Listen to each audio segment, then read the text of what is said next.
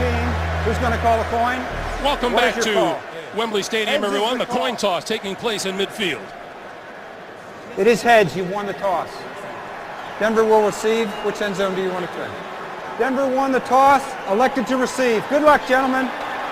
Scott Green, our referee for the game today, and you heard it. The Denver Broncos will get their hands on the football first.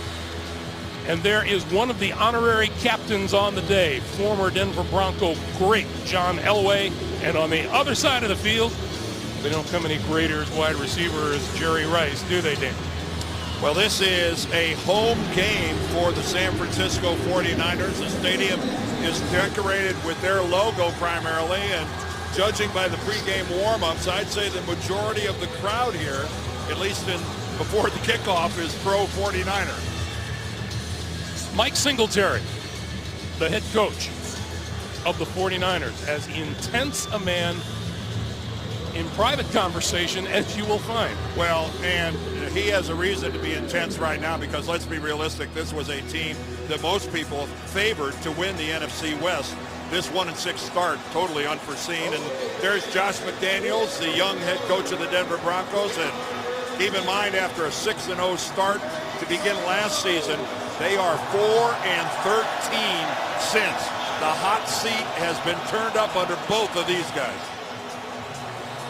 Outside in London, England, and the roof is open here, 53 degrees, and it has been mostly cloudy on this Sunday. Local time here, approximately 5 p.m.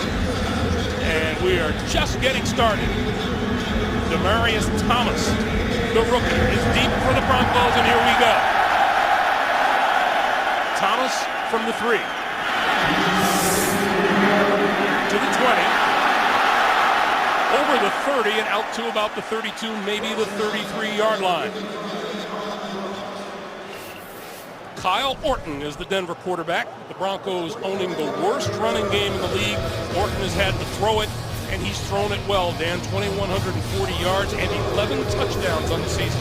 Well, we know that Josh McDaniels, the head coach and the play caller, comes from the New England coaching tree where they are not afraid to throw the football much more than they attempt to run it. On first down right off the bat, it is Noshawn Moreno, and Moreno out to the 35-yard line. Let's check the Denver lineup. Rookie J.D. Walton in the middle of the Denver offensive line, Cladian Hochstein to his left, Cooper and fellow rookie Zane Beadles to his right. And keep an eye on Noshawn Moreno. Coach McDaniel says they want to try to get him into a rhythm right from the get-go today.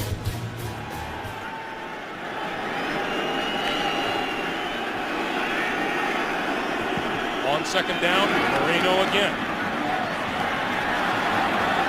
Brought to a halt at about the 37, maybe the 38-yard line. A look at the 49ers 3-4 defense. Number 94, Justin Smith, in his 10th season out of Missouri, the most veteran of the front 3.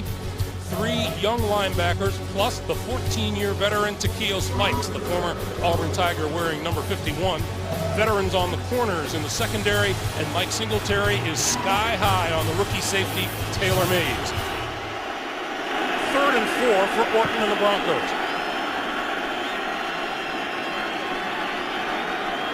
Moreno, who hands it off now to Demaryius Thomas, and Thomas is going to be brought up about 5 yards shy of a first down. Justin Smith in on the stop.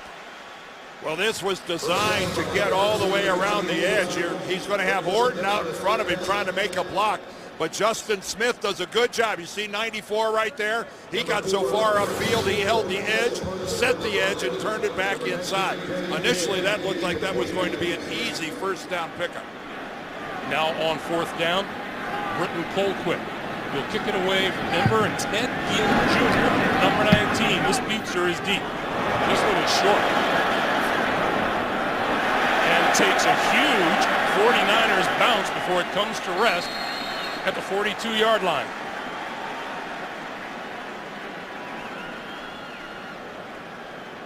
And the 49ers will start 4th-year quarterback Troy Smith today. off the shoulder injury to Alex Smith. Coach Michael Singletary is hoping that Troy can give his team a spark with his arm and with his legs today. Well, David Carr was the number 2 quarterback all season long. He's the guy that went in last week when Alex Smith got hurt, and this is a surprise to almost everyone that Troy Smith gets the call. Frank Gore right up the middle for a couple, close to the 45-yard line. On the line, David Voss is in the middle of a group that has a rookie left guard, Mike Upati, and a rookie right tackle, Anthony Davis. And the offense for the Niners starts with Frank Gore, San Francisco's leader in both rushing and receiving.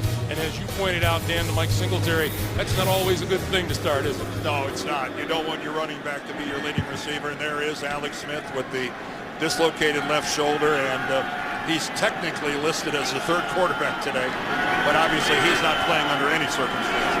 Moore picked up 3. Smith to throw his first pass. Gonna go deep. Crabtree overthrows everybody. Champ Bailey had him covered down the middle of the field. Let's check the Broncos defense. Up front, Marcus Thomas starting at defensive end for injured Kevin Vickerson. At linebacker, number 55, E.J. Williams, the team leader in sacks with 3.5 and in tackles with 63. And the secondary gets a talent and emotional boost with the return of 8-time Pro Bowler Brian Dawkins at safety today. Well, the one thing the 49ers did is that they served notice that they will try to go downfield a lot of times with a new quarterback, a lot of dinking and dunking. They tried to stretch the field. Denver had to notice. This is Westbrook on the inside handoff, and he will get to about the 48-yard line. Not enough for a first down. Ronaldo Hill with the stop, and San Francisco will pull a 3-and-out. The only problem I had with Troy Smith stretching the field was that he threw to a receiver that was bracketed both underneath and over the top. So the closest person to catching that was a Denver DB. Eddie Royal is deep for the run. Fakes the catch and bounces inside the 5 and rolls to a stop at the 3. Denver had a 20-yard punt. The 49ers answer with a 50-yarder, and Kyle Orton works out of the hole when we come back. There's Josh McDaniels, the head coach of the Denver Broncos, who were just blown away a week ago by the Oakland Raiders. Josh said, we'd have played on Wednesday if they had let us. They were so anxious to hit the field and right their wrongs from last week. Play fake. Out of the end zone, the pass to no one. That one comes down between 4 49ers. Well, Orton was expecting Jabbar Gaffney to break to the inside, and he did not. This is Kyle Orton throwing to a spot, and his receiver broke his pattern off and went the other direction. Oh, so close, as you can see, right off the hands of a 49er. So 2nd and 10 now for the Broncos.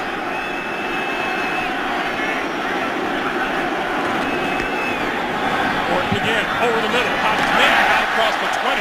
Jabbar Gaffney that time pulls it in for a first down.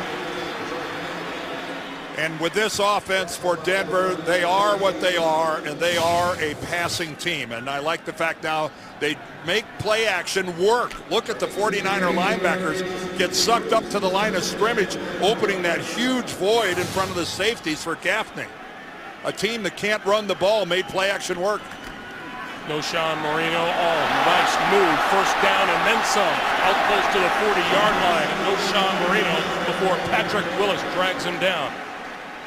Well, the Broncos have kind of been all over the place their last 3 games, and it hasn't worked out. Baltimore physically just pounded them. They really rebounded nicely against the Jets, and this penalty at the very end of the game gives the victory to the Jets. And then when they end up playing the Raiders last week, how do you describe giving up 59 points in only 3 quarters? The Raiders didn't score in the 4th quarter, if you can believe that. On first down, Orton, short drop, throws sideline, and got his man. That's complete to Brandon Lloyd, and Lloyd has it to the 45 of the 49ers, and another first down. Well, and what a drive when you think that this started inside your own 5-yard line, and already you're across midfield. whether there's any points here or not, this is a hugely successful drive. Nice little back shoulder there by Orton. And Brandon Lloyd and Kyle Orton have developed such a chemistry together. Brandon Lloyd's been around. He's a former 49ers, first 3 years in the league. Marino on first down, a little bit of running room to the right side and close to the 40 of the 49ers. That performance a week ago against the Raiders was so bad, Kyle Orton told us we didn't even watch film together as a team. Well, I asked him, I said, you know, some coaches, they either make you watch every play and beat you up over it, or some coaches take the tape out back and burn it. And that was pretty much, you were left to watch it on your own. Kyle said a lot of the guys did watch it on their own, but the coaches didn't force them to. Orton fakes the handoff, a little toss to Marino, doesn't get anything. Yeah, Patrick Willis. Patrick Willis read it well. Patrick Willis, such a good football player. 3 Pro Bowls already in only 4 years in the league. And there's a #1 draft pick that really has paid off mightily for the 49ers. He leads the team, not just in tackles. He leads his football team in every respect. When we talked to Patrick Willis earlier in the week, he said our problem is we're not finishing. We have the game right in front of us and then find a way to lose it. 3rd and 6. Orton running out of time and goes down at midfield.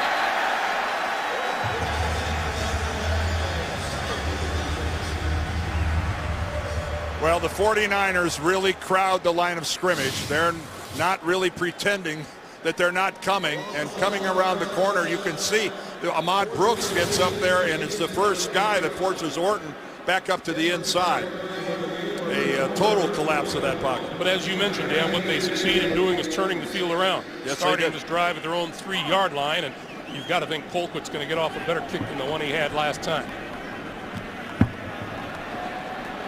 Again, at the 17, we'll get a chance to run it back.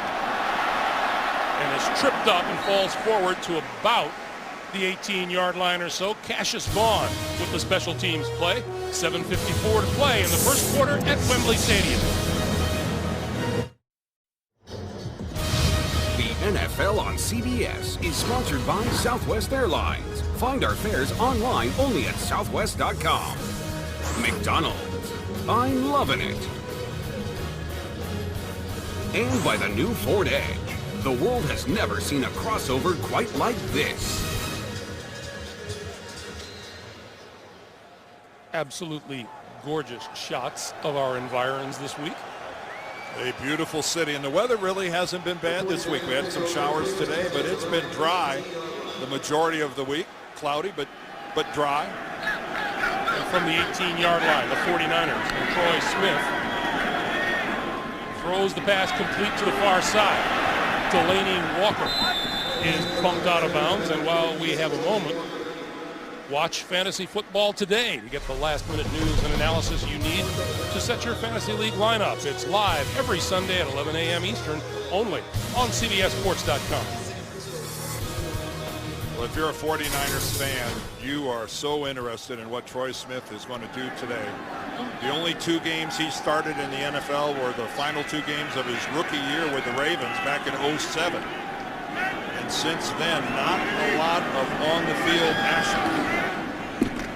Frank Gore tries the left side, breaks tackles, has first down yardage and more. Across the 35 to a 37-yard line. Ronaldo Hill cut him down, but not before Gore gets a 49er first down. And a good thing Ronaldo Hill made that tackle, because Frank Gore was moving into the open. Again, going right in behind Norris, the fullback.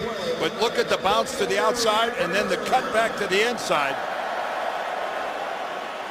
And it's not an arm tackle, isn't going to get it done. As McBean found out right there, Frank Gore is just relentless. 4 consecutive 1,000-yard season plus. He's the real deal. He takes a rest. Anthony Dixon into the backfield. And the handoff is not there. And our first NFL Today update of the day, all the way to New York and JB. All right, Greg, thank you so very much. After spotting Dallas a 3-0 lead, Jacksonville, when he gets his turn, answers back. David Garrard, first and goal from the 10, hooking up with Mike Sims. Walker, 7-3, Jacksonville. Cowboys are 0-3 at home. Back to London.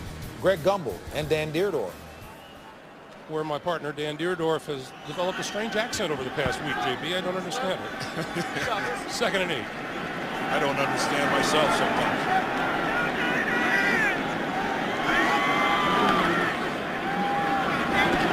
Hesitation before Troy Smith threw it, and the receiver just wasn't there, and it's incomplete. Ted Ginn, the intended receiver. It'll be 3rd and 8. Well, Andre Goodman, who's just been welcomed back to the Denver lineup. He's missed 4 games this year with a bad quad. He did a really good job of getting up there and forcing that screen and taking on the block of Joe Staley, the left tackle. But he got up. He looked like he was feeling the effects of that hit. If Troy Smith is not successful, it won't be because of lack of determination. He was an intent young man when we spoke with him. 3rd and 8. Slant, complete.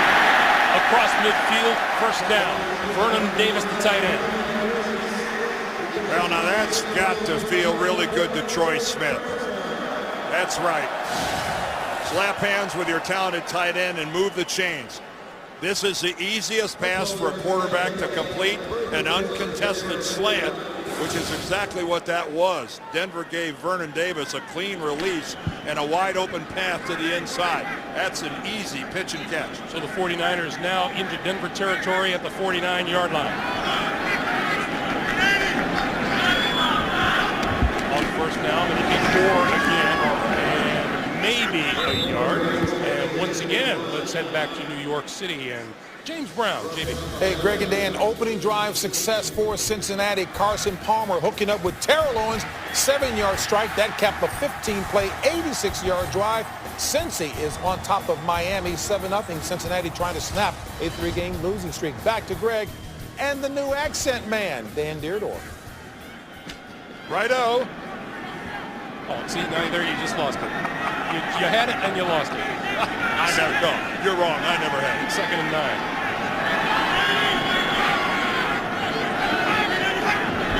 Short drop, another slam. That one is complete inside the 40 to Delaney Walker, and another 1st down for the Niners. Well, again, another throw to the left for Troy Smith, and as you can see, it's got a little velocity to it. And again, another slant pattern. He's completed a couple slants, but they have been high velocity throws right on the numbers. So little confidence early here for Troy Smith. I would say there's a little balance by both these teams, wouldn't you? 5 and 5. 8th play of this drive. Kyle Orton doesn't need a shot at confidence. Troy Smith really does.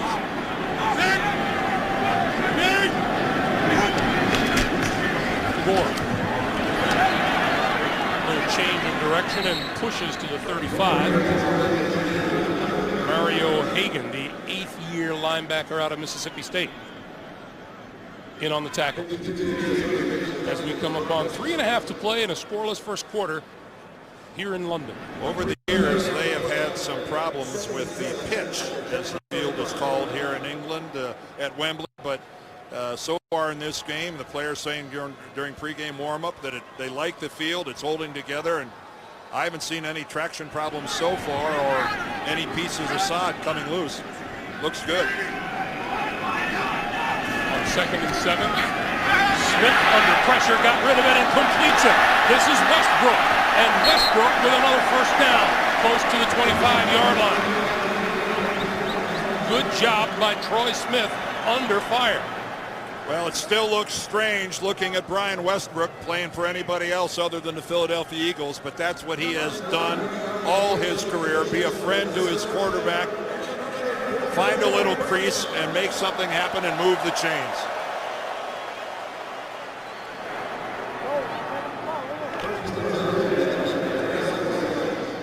Westbrook to the sideline, Frank Gore back into the backfield. 1st down San Francisco at the Denver 26. Gore finds a hole inside the 20 to the 19. Brian Dawkins, who was chomping at the bit to get back onto the field and play some football. And he got a little Frank Gore right there. But look at Frank Gore If a decision is to bounce it outside or turn up between the tackles, 21 will go between the tackles. He gets great pad level, and he loves to play power football running north and south. He's got the speed to get around the corner, but Frank Gore will bring it to you all game long. This is now an 11-play drive.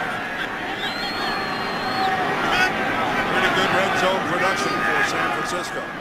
On 2nd and 3, it'll be Gore again. It's Gore right at the potential first down at the 16-yard line. It's been close. Harry O'Hagan there looking like he was wrestling a steer as he was trying to keep Frank Gore from getting another foot or 6 inches as he was trying to get to the first down marker. Let's see if we can get a good look at this. There's Hagan there on the left.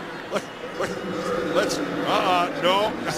That's a good job of not letting Frank Gore get away where he could have stretched the ball out and maybe gotten it across the first down line. This is 3rd and very short yardage at the 16. Gore and Norris in the backfield, 3 tight ends. Gore diving. And let's see where they spot this ball. You know, Greg, before that snap, we saw Mike Singletary. I think he was a little incredulous that he didn't get a measurement, seeing that it was that close. He thought that they had first down yardage. I think he's still upset about it. Well, he'll get one here. Or will he? Yes, he will. Nope.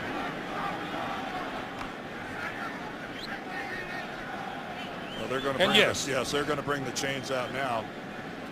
But interesting that they'll measure it here when I thought they actually lost yardage on that play. I think you're right. And they didn't measure it the play before. I think he lost about a foot on that last carry. They come in and measure it. I think Mike Singletary is saying, hey, thanks for nothing late. And Joe Nedney is going to come on for the field goal try.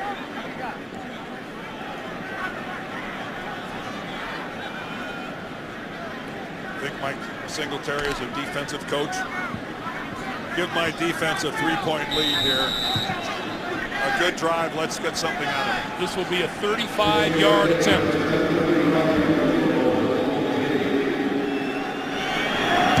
And Nedney has it on the way, and he's got it.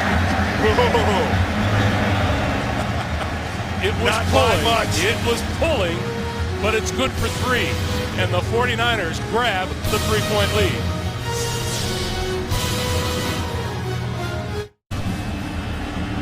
Close games. Mike Singletary's been on the losing end. And quite frankly, I don't know what Mike was thinking there, but when your team doesn't convert from 3rd down and 6 inches, why give them another shot on 4th down and a foot or a foot and a half? That, coaches think, well, you don't deserve another chance if you didn't convert it when you had the easy one. So take the 3 points, grub stake your defense to a lead, and let's see what they can do with it. This is the 5th time this season the 49ers have scored first. They've lost the previous 4. Demarius Thomas, the rookie. A couple yards deep in the end zone. He will run it out to the 20.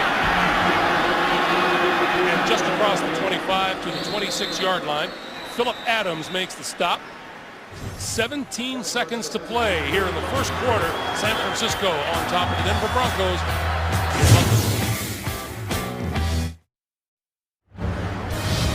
NFL on CBS is sponsored by The Home Depot. More saving, more doing. That's the power of The Home Depot. And by Allstate. Dollar for dollar, nobody protects you like Allstate.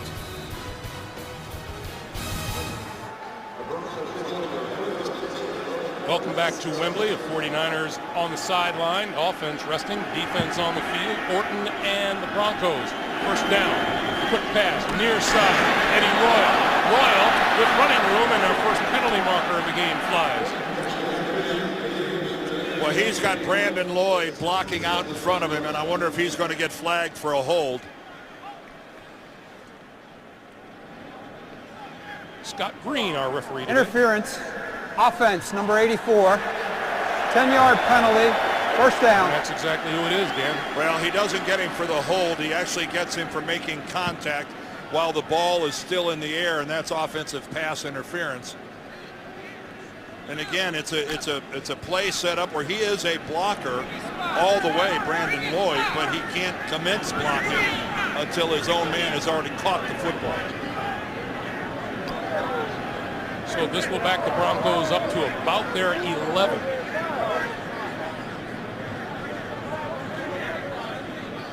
And I think the NFL this year, I've seen more offensive pass interferences called this year than I have in years past. A lot of times, there's a lot of offensive interference that they get away with. And I think the NFL is really trying to crack down on it. I don't think they're going to get a playoff before time expires here in the first quarter, and they do not. So we've played one quarter here at Wembley Stadium in London. The 49ers leading the Broncos 3-0. You're watching the NFL on CBS.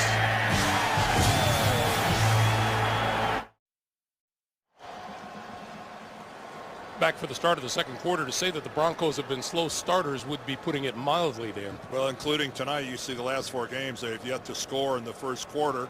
And you look at their opponents having scored 34, you'd have to look at this being down 3-0 as somewhat of a victory for the Broncos in the way they've been getting off to terrible starts. First and 20 for Denver. From their own 16-yard line, Orton sets up the screen. Moreno, 25, across the 30, and that's a first down for the Broncos.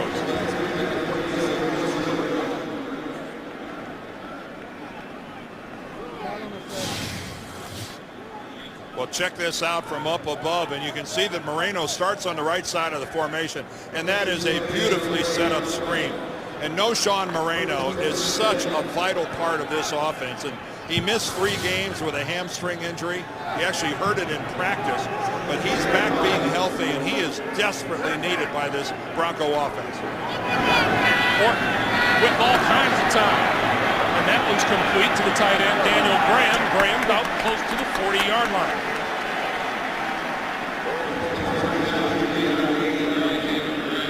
Daniel Graham's been around for a while. He's able to make somebody miss and move the chains for the Denver Broncos. And again, it is an offense so reminiscent of what happens in New England. That's Josh McDaniels' background. The primary look for them offensively is out of the spread. Occasionally, like now, Orton will come under center. Moreno once again. Well, even though they haven't done it well coming in, they must attempt to get better running the football. 32nd in the league, that's dead last, running the ball less than 70 yards a game, and Josh McDaniels knows there is no way they can survive in this league running that poorly. Here's Moreno. Nowhere to go. Down at his own 41. Abreu Franklin, the 8th-year nose tackle out of Tennessee. Franklin, a pretty short nose tackle at only 6'1". But again, look at the 49ers there, the way they get upfield. Ahmad Brooks, number 55, he doesn't get credit for the tackle, but he's the one that made that play have to go back to the inside. They lost 2, and now it's 3rd and 8.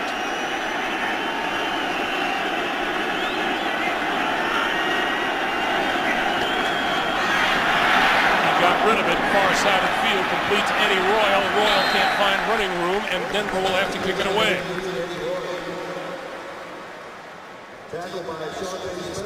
Greg Minuski, the defensive coordinator for the 49ers, came with the blitz off the edge that time, and Kyle Orton had no choice but to get rid of that football to a checkoff, which was a little underneath of where he would have liked to have gone. That's Greg Minuski right there. He's in his 4th year as the coordinator here, the Niners D.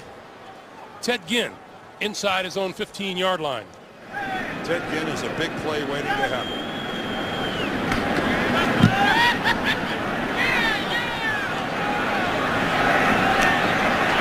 Steve's the first man. Bouncing off 20 and out to the 22-yard line.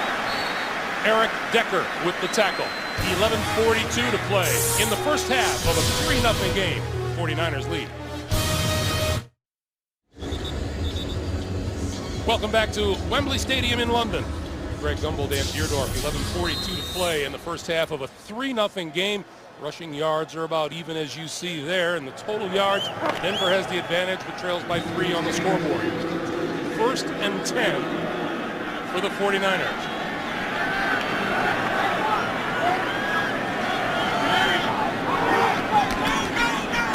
And on the end around, here comes Ted Ginn. Ginn bumped out of bounds across the 30-yard line.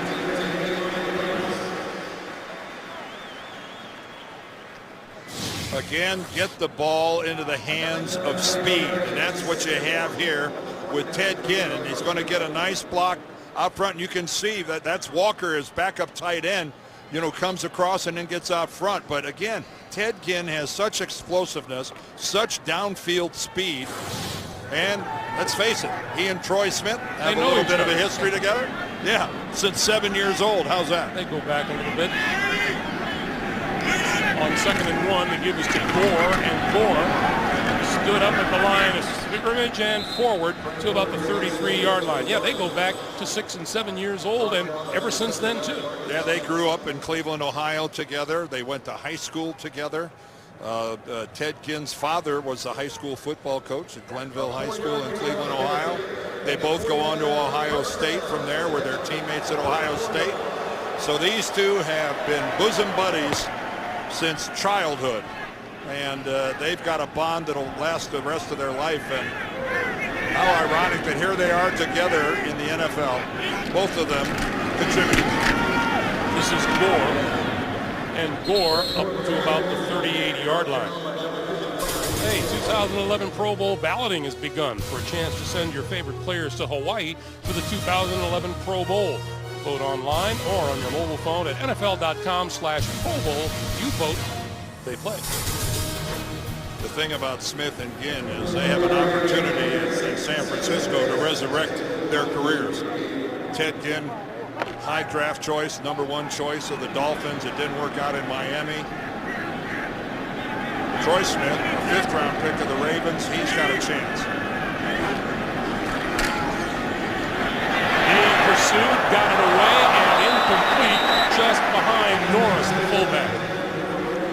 Well, there is no question that Mike Singletary, and he made no bones about it, he's looking for a leader for his offense. Well, yeah, when you hear Mike talk about it, it's pretty apparent that David Carr has fallen off the chart in terms of Mike Singletary, because again, he kept saying, I need leadership in this position. I need leadership that I'm not seeing. And Greg, was it just my impression? But Mike Singletary seemed to be talking about Alex Smith at the same time he was talking about not seeing it. I was going to say, Alex Smith can't be far off of that conversation either. No, he's not. You're looking for a leader, period. This is a radical move to go to a guy that hasn't even been active all year. On 3rd and 6, Smith on the move and throws it incomplete. Michael Crabtree was out there and got a hand on it, but the 49ers will have to kick it away.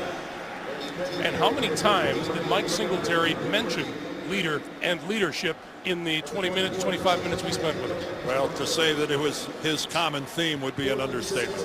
It's exactly what he's looking for. He knows, he's got Vernon Davis and Crabtree and Frank Gore, and he knows he's got talent on offense, and he's just looking for someone to be the glue to pull it together. A Royal deep for the punt.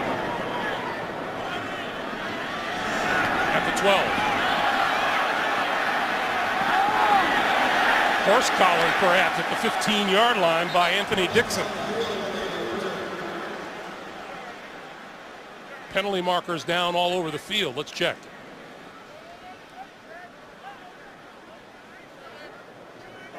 Personal foul, face mask, number 24, kicking team. 15 yards from the end of the run, first down. So Anthony Dixon got his hand into the face mask, pulled him down. 9.5 minutes to play here in the first half, and the Broncos trying to get something started after this penalty.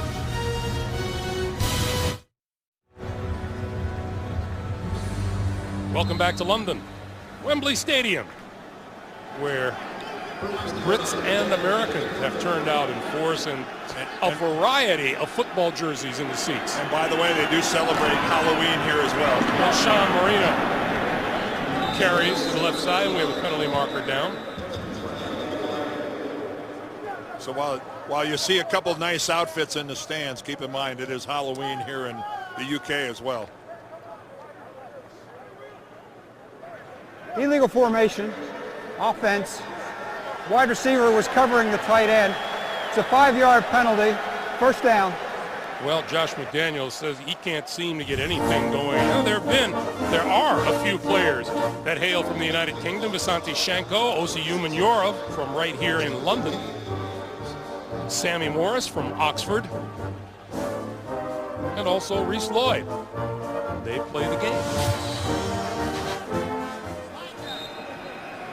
Right now, the Denver Broncos trying to get any semblance of offense going. Marino and Buckhalter in the backfield.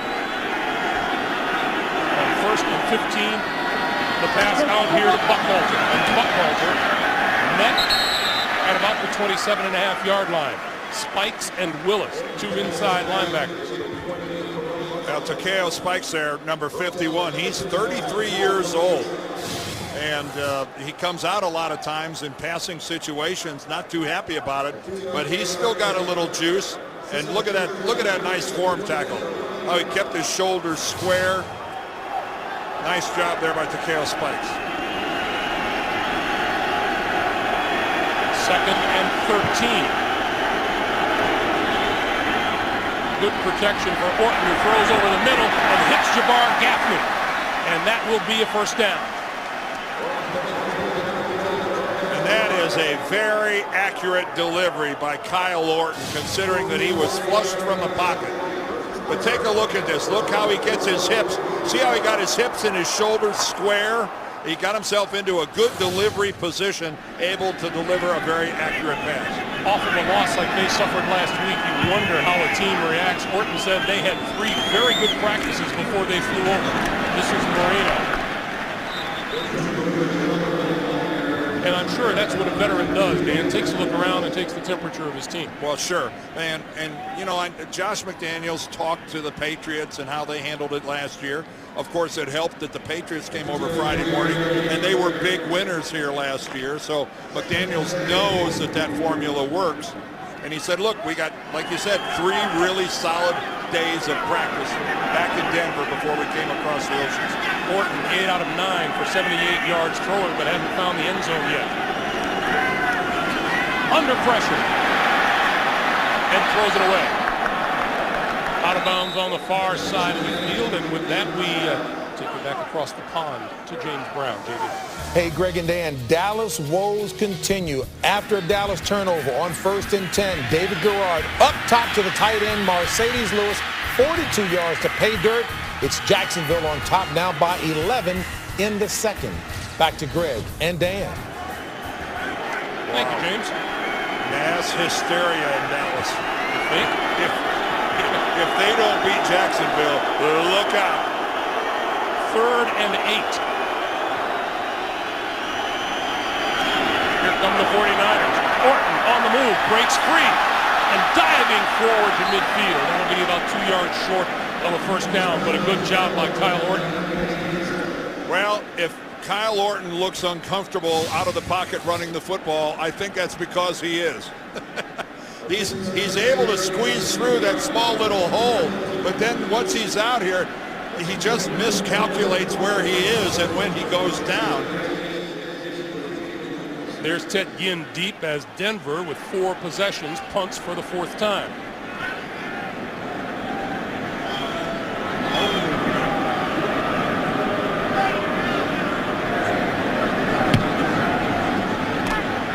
Fair catch called for. And made at the 11-yard line. That's where the 49ers will put it to play with 6:36 to play in the first half. 6:36 to play in the first half. And there's the head coach of the 49ers, Mike Singletary, for whom things have not gone according to plan. Well, he had I thought, an interesting quote when we talked to him the other day. He said, I didn't see this coming, talking about the 1 and 6. But he says, I now understand it. We did not have offensive leadership. Defensively, we are fine. Offensively, we had no leadership. That's an indictment. Frank Gore, workhorse, across the 15 to the 17-yard line. DJ Williams with the tackle. As you look at 21, and everybody on the Denver defense knows the first thing you look for is number 21. Well, he's just such a professional. And yeah, take a look at what he does for this 49er team, accounting for over 40% of their scrimmage yards. But it's how hard he works, how tireless he is. And like all good backs, the more carries he gets, the better he seems to get. On 2nd and 4, the pitch to Gore. Left side, turns the corner. 35, out of bounds, close to the 40-yard line. Brian Dawkins ran him out, but that's a 49er first down. And that's the one thing about Frank Gore, who runs with such power between the tackles. When he gets outside, I think his burst upfield surprises people. You think you have the angle on him, and then it turns out that you don't. His straightaway acceleration really takes people by surprise. And thankfully for Denver, Brian Dawkins had the angle, because that Frank Gore was gone. That is a 21-yard pickup for Gore. He gets a breather. Anthony Dixon in the backfield. First down, San Francisco. Dixon sidesteps the tackle. And can't sidestep the second one. Champ Bailey. You can bounce it outside once, but seldom in the National Football League can you bounce it outside twice. And when he tried that time, there was Champ Bailey. And nice try, but let's get Frank Gore back in the game. We're coming up on 5 minutes to play in the first half.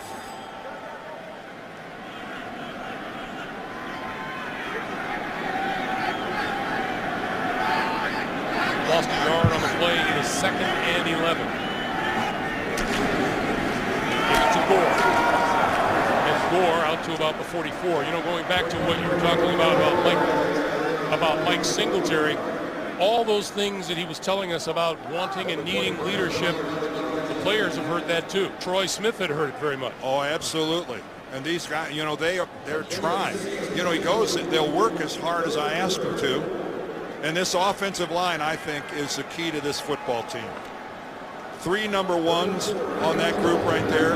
2 number 2s, all drafted by the 49ers. Not sure I've ever seen that many high draft picks, all drafted by the same team. Another slam, and this one not successful. Josh Morgan, the intended receiver, and the 49ers will have to kick.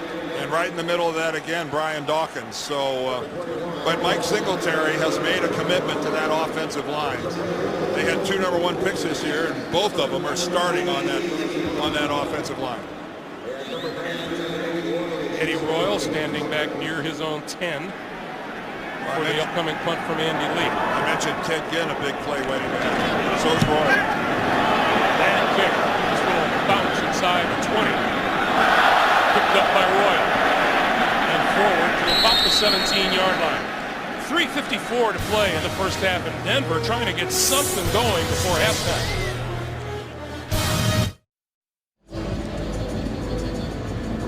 .54 to play in the first half, and the flags are waving in the seats for the 49ers. Well, this is their home game, and the crowd here at Wembley is treating them as such, as the home team. Orton and the Broncos on first down. No Sean Moreno. Nice tackle by Patrick Willis. Patrick Willis is such a good football player. And again, a lot of times, you know, needless to say, for a team that's not winning, and that's when that's when you really admire a player who plays to that level when you're not in contention for a championship or a playoff spot.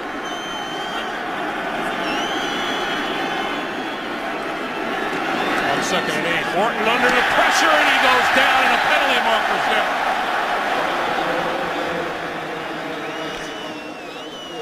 Manny Lawson. He may have hit Orton in the helmet. Well, he came right off the edge, right to the right side of Kyle Orton, so Orton saw him coming.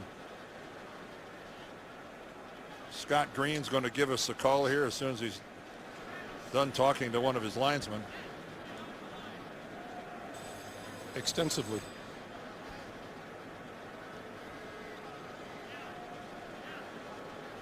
And seemingly endlessly. There are 2 fouls on the play against the defense. Illegal hands to the face, number 91. That penalty is declined. Personal foul, blow to the quarterback's head, roughing the passer. 15 yards from the spot of the foul. First down. San Francisco, the most penalized team in the National Football League. And Mike Singletary has seen this before. All right, watch the bottom of your screen. Here comes Manny Lawson. Right there, number 99. Here he comes. His hand certainly goes across the helmet of Kyle Orton, who, while seated, pleads his case to Scott Green that I got hit on the head. Again, the quarterback from the shoulders up and the knees down is protected. And Mike Singletary irate. You know, look at that picture and then consider Patrick Willis when he told us coach doesn't have to yell to get his point across to us. 1st and 10.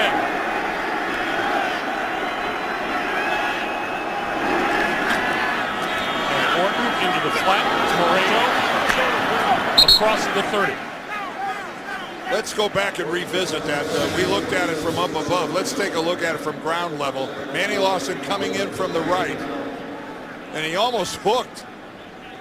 Here's another look. Let's take a look at it. And, you know, his hand ends up, and he pulls him. He pulls Orton by the helmet and kind of wrenches his neck forward. And I think that's what caught Scott Green's attention, not the blow itself. Moreno stood up in the middle by Taquito Spikes.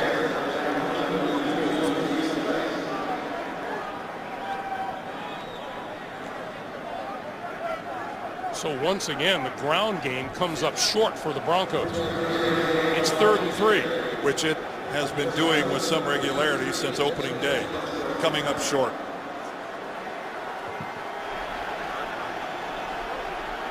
We get a report from the sideline that San Francisco's Vernon Davis, the fine tight end, has an ankle injury. Warning. And Scott Green says we have come to the 2-minute warning. 2 minutes to play in the first half. 3-0 Niners.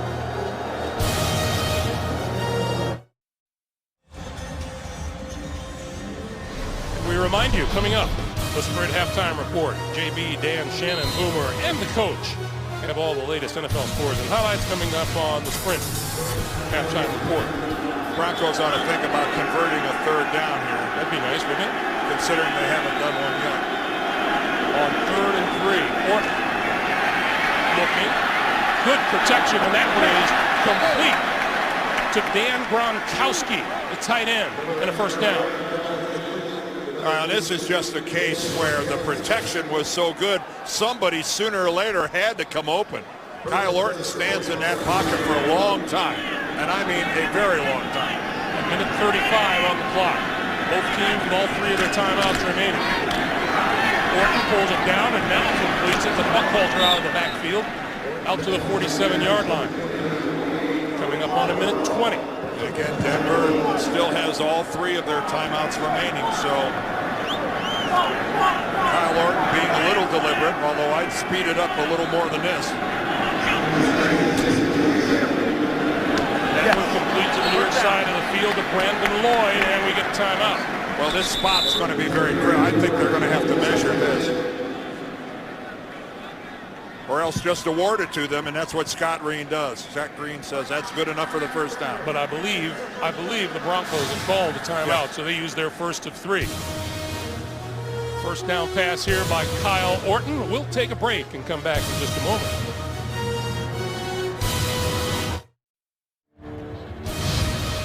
The NFL on CBS is sponsored by Viagra.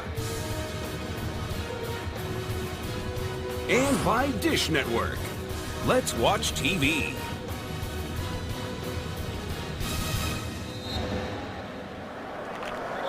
Welcome back to Wembley Stadium. 1:05 remaining, and there is Matt Prater on the near side of the field. And that is where the Broncos want to get to give him a shot. Orton, with time, throws, got him inside the 40-yard line, and now the 49ers say that it fell incomplete, and that is the ruling. An incomplete pass. Jabbar Gaffney couldn't hold on.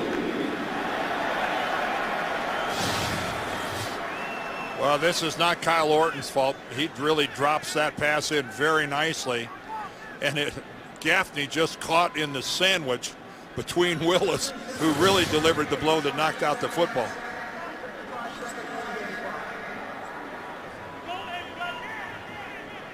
And now we have the play clock rolling down to about 10 seconds, and Kyle Orton says, you got to start that over, which they do. Well, Orton, being the veteran quarterback, spotted it right off the bat. So we have 55 seconds on the game clock. And on 2nd and 10, Orton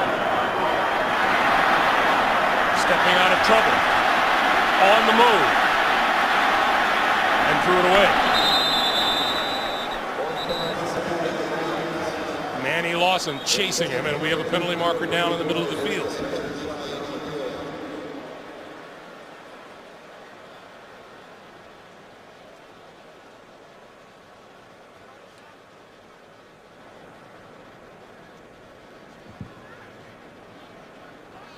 Ineligible downfield. Number 75. 5-yard penalty.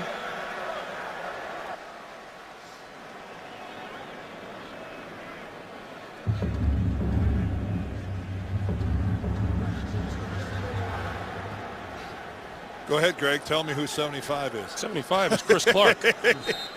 But he's not on the field. No. I believe he's inactive today. I believe so. Scott Green a little confused as to exactly who the penalty was called on. Denver has been horrendous on 3rd down, both today and last week. Orton not going to convert here as he goes down, courtesy of Justin Smith. Well, Justin Smith, as he does week in and week out, just plays good, solid, productive football like he's been doing for the last 10 years. And this is just hard work, and he splits a double team. Look at him get right up the middle. You know, he didn't create that, but he cleaned it up. And Justin Smith today, he's making his 153rd consecutive start. And that's the best by any defensive lineman in football. No one in a hurry to call a timeout here. Well, 49ers finally call the timeout with 10 seconds to play here in the first half. And they had time to do that before and let about 10 to 15 seconds run off the clock. Well, in this situation, the 49ers, you're not going to see anything exotic here by the Denver Broncos, I wouldn't imagine. Kyle Orton, you don't spend a great deal of time in practice working on a 3rd down and 23-yard play. You're in your own territory, your own side of the 50. This is where stupidity never pays. It just smells for all the world like an inside handoff. A draw? Wouldn't that be just a wild card play to run a draw?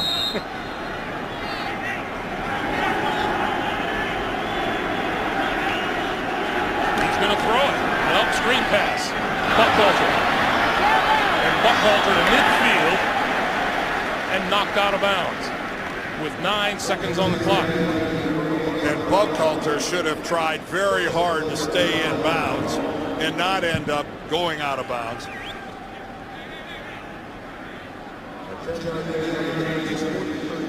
Well, this will be a situation where San Francisco, from a special teams perspective, has to weigh, do we come after and try them for the block, or do we hope that Ted Ginn can return one all the way for a touchdown?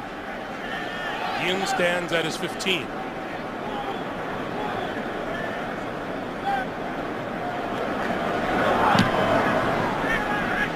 And he won't return this, and it floats out of bounds.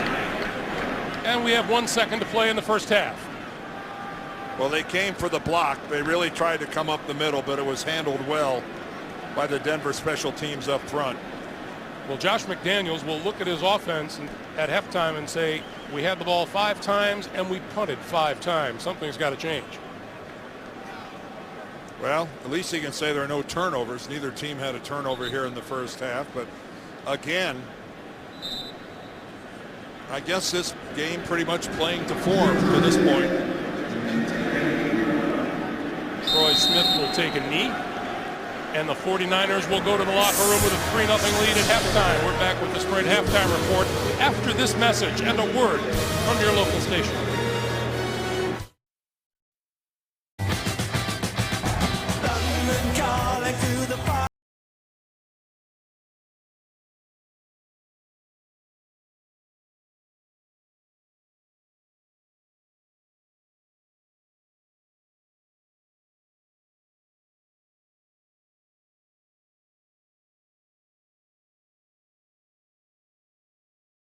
Now let's take a look at the points of protection presented by Allstate. Protect the quarterback. Kyle Orton has been sacked 3 times by the 49er defense. Keep protecting the ball. No turnovers today on either side.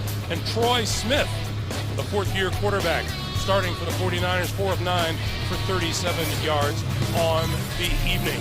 Greg Gumbel along with Dan Deerdorf. It's one of those days where you can just imagine exactly what went on in the locker rooms at halftime. Identical things. The offensive coordinator saying, we have to do something, and the defensive coordinator saying, attaboy. Yeah, keep it up. We touched on there in those points of protection about Orton and being sacked 3 times. Keep in mind, a couple other times he was flushed out of the pocket, forced to run upfield. He's been disrupted all day. And the 49ers, on the other hand, are running the football effectively. Frank Gore was 70 yards in the first half alone. So I think right now, if one coach has got to feel, even, it's a 3-0 lead. It's hardly a runaway. But the 49ers are playing pretty decent football. What about Troy Smith? He was the focus as we began this game. Well, he hasn't made a mistake. He hasn't turned it over. Obviously, he hasn't done anything spectacular. But again, if Mike Singletary was talking about leadership, what he was looking for, Greg, hey, maybe he's getting it. 4 of 9, no big deal, but again, no mistakes. And I think right now Frank Gore is the main guy for the 49ers offensively. Troy Smith needs to just stay out of the way. As far as the Denver Broncos are concerned, Kyle Orton has shown tremendous flashes of throwing the football. He's been pretty steady. It's just that they haven't been able to sustain a drive. Right. I'll say this, though, if I'm Denver, I stack the line of scrimmage. I do everything I can do to take Frank Gore away and force Troy Smith to try to win this game. 49ers will get their hands on the ball first, and at the goal line, this is Ted Ginn Jr., 20, and tripped up forward to about the 23-yard line. Kyle McCarthy with the tackle. And as Ginn leaves the field, here comes the offense for the San Francisco 49ers. Well, as we talked about, Frank Gore had a very productive first half. And again, you saw it between the tackles. You saw it with power, bouncing outside, making people miss. Frank Gore is the consummate running back in terms of having the entire package. But when he gets the edge and he gets to the outside, that upfield burst surprises a lot of people. On first down, it is Gore. And not much there. As we watched the NFL today, Dan, this isn't the only game lacking in offense today. There doesn't seem to be a whole lot of it on display so far. No, there's not a lot of fireworks going on. And again, though, if it's just a case here, take a look at if you're Denver, put 8 guys in the box, put 9 guys in the box. You've got to try to shift this game away from number 21 and more towards number 1. See if Troy Smith can make some plays.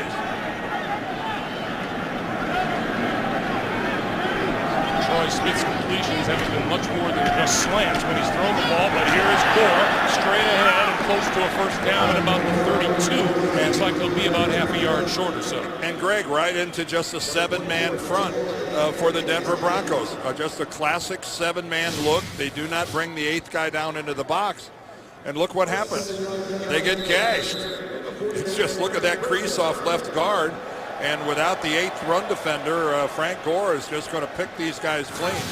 And it's not that this is a surprise. When we talked to Brian Dawkins, we asked him about preparation, and he says, will you prepare for the offense first and what they like to do? And for San Francisco, they like to hand off to Frank Gore. So they know it coming in. That much short of a first down.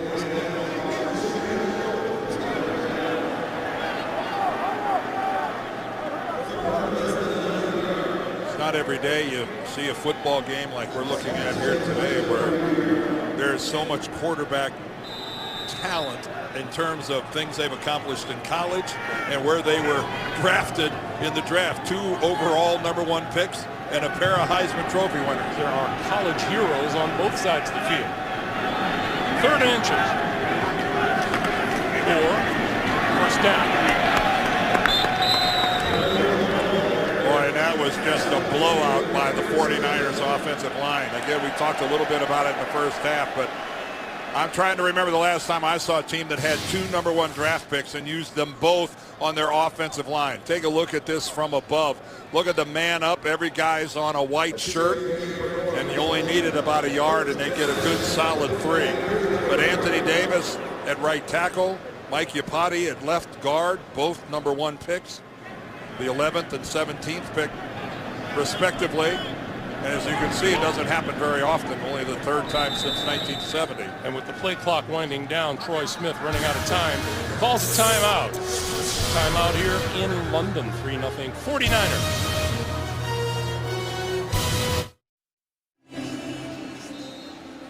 Welcome back to Wembley, everyone, in beautiful London town. There's what we were talking about. Look at those high draft picks. 3 #1s, 2 #2s, and those weren't drafted by other teams. Those were all drafted by and playing for the 49ers. The fake pitch. Smith pulls it down, throws sideline, and that is complete. Out across the 45-yard line to Michael Crabtree. Well, the other thing Mike Singletary told us that he was looking for improvement upon was movement from the quarterback position. The ability for his quarterback to get out and create. And that's exactly what Troy Smith does here. Take a look at this little fake he puts on Jason Hunter right there, getting him off his feet, and then comes back and delivers an accurate ball. But again, one of the things that Singletary's looking for, a little excitability, a little athleticism outside the pocket by his QB. First down, the pitch to Gore. Gore cuts it back inside, has some running room across midfield to the 49 of the Denver Broncos, where Ryan McBean makes the stop. Frank Gore is a patient runner. You'll never be able to say that he doesn't wait for his blockers to get into position, set up, and try to make something happen. And Frank Gore is the first player in the National Football League to reach 1,000 yards from scrimmage this season.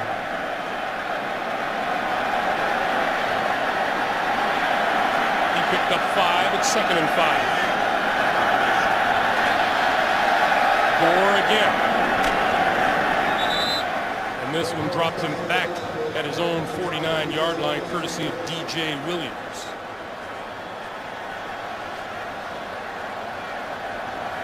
Well, that's what Greg just mentioned about the 1,000 scrimmage yards, and that's pretty impressive, especially considering the upheaval and at the quarterback position.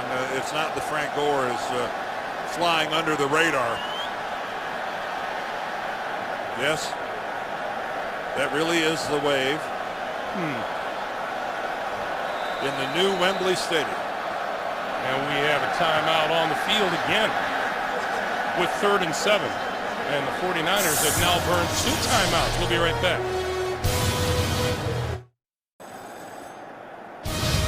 NFL on CBS is sponsored by Southwest Airlines. Find our fares online only at southwest.com.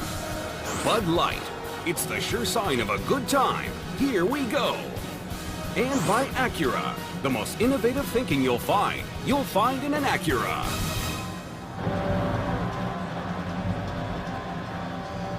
Hey, coming up on Wednesday here on CBS with these 2 lawyers in your corner, it's good that you won't end up in the Tower of London. Jim Belushi and Jerry O'Connell are the defenders.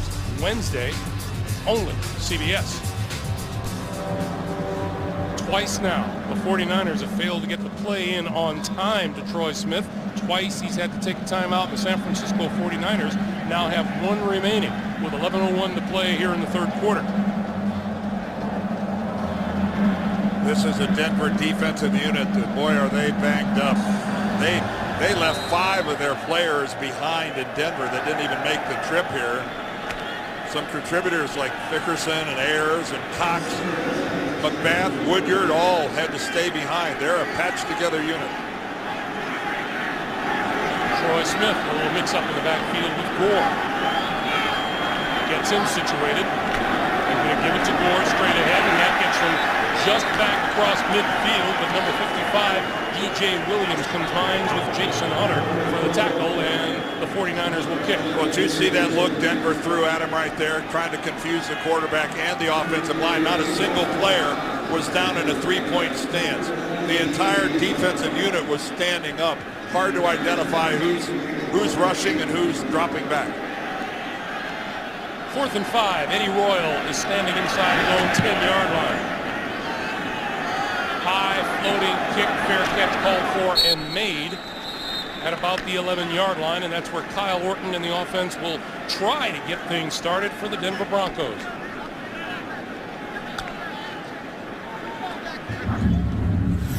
.24 to play in the third as we look at some numbers on the day. Well, and really look at Orton, 13 of 16. You know, from a percentage standpoint, you can't do a whole lot better than that, but that doesn't show how much he has been under pressure and disrupted in the passing game. Noshawn Moreno had a good start to this game, but his offense sort of petered out midway through the first quarter. That time he gets tripped by his own teammate. That's when things get frustrating, when you see a hole and you're starting to head towards that hole and you know you've got something positive ahead of you and you end up tripping over your own guy. That's you offensive lineman, isn't it? Yeah. Thank you very much.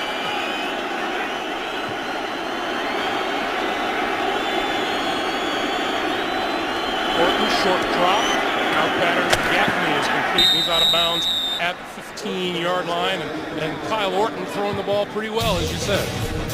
Well, he's been doing it all season long. And again, there's a slant pattern to Gaffney, working the outside of the field, outside the numbers. You know, little short stuff, setting up a screen.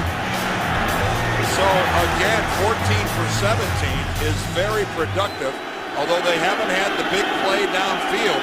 14 completions for only 112 yards. There have not been big chunks of yardage in his completion. And no big plays on third down either. On 3rd and 6, Orton on the move, going to run for it, and will get the first down and is out of bounds at the 23-yard line. And we have a penalty marker in the middle of the field.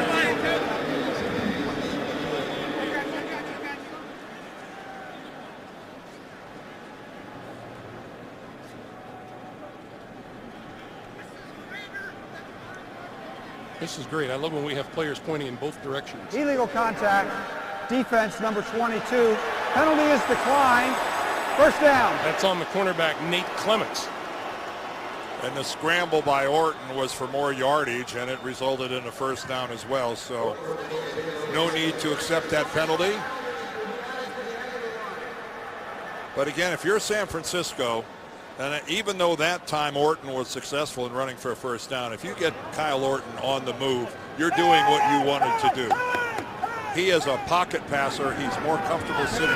If you get him outside the pocket and having to run for first downs, he's not going to make a living out of doing that all day long, where it really kills him.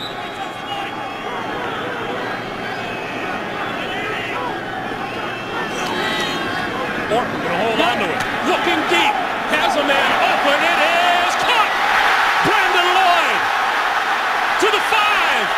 Down at about the 1-yard line. Caught by Taylor Mays. That is what Kyle Orton does really well. Throw the long ball, and how about dropping it right onto the hands of Brandon Lloyd after some nifty play action. There's Brandon Lloyd, and there's no trickery here, right down the middle of the field. And once he got a step on Taylor Mays, number 23, he wasn't able to close the gap. And what a perfect strike from Kyle Orton. Tim Tebow in at quarterback. First time today. Spencer Larson with him in the backfield. Tebow to the left, to the end zone, touchdown.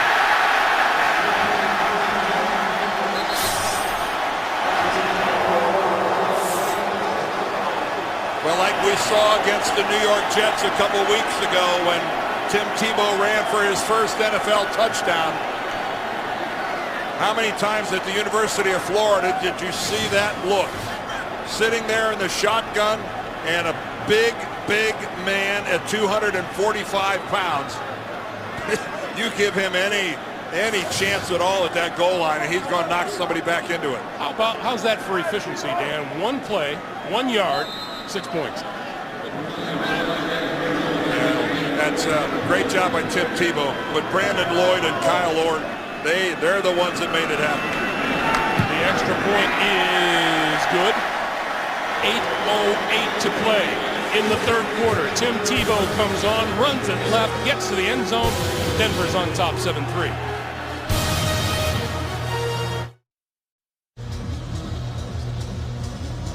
Let's look at that long play. Here's Brandon Lloyd. Here's Taylor Mays, the safety. Watch how he hesitates, and he's looking into the backfield here. And this fake by Kyle Orton. See, he's slow. He steps up.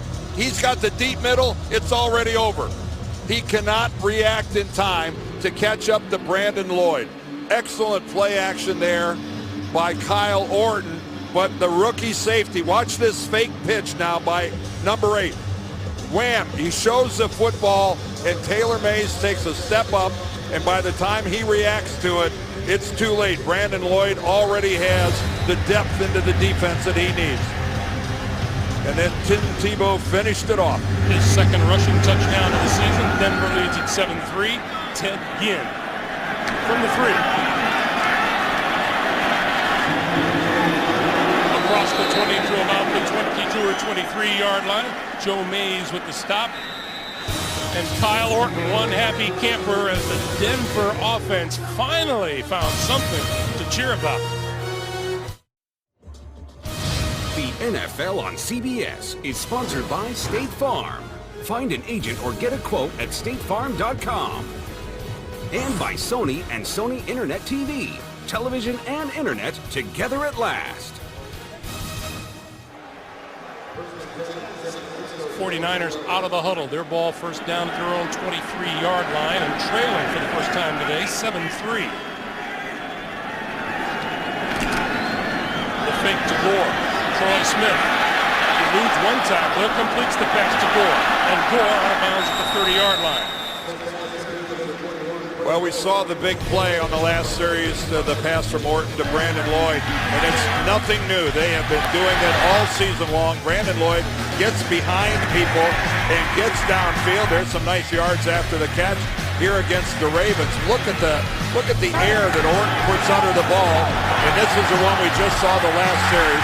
You can't do it much better than Kyle Orton, but talk about the big play receiver. Look at Brandon Lloyd, 7 receptions of 40-plus. The most in the National Football League. On 2nd and 3, this is Westbrook, and Westbrook has stood up big time at the 32-yard line. Mario Hagan. Hello. This is how you stuff a run right in the hole. Take a look at Westbrook, and he doesn't move 1 inch forward after he hits Hagan.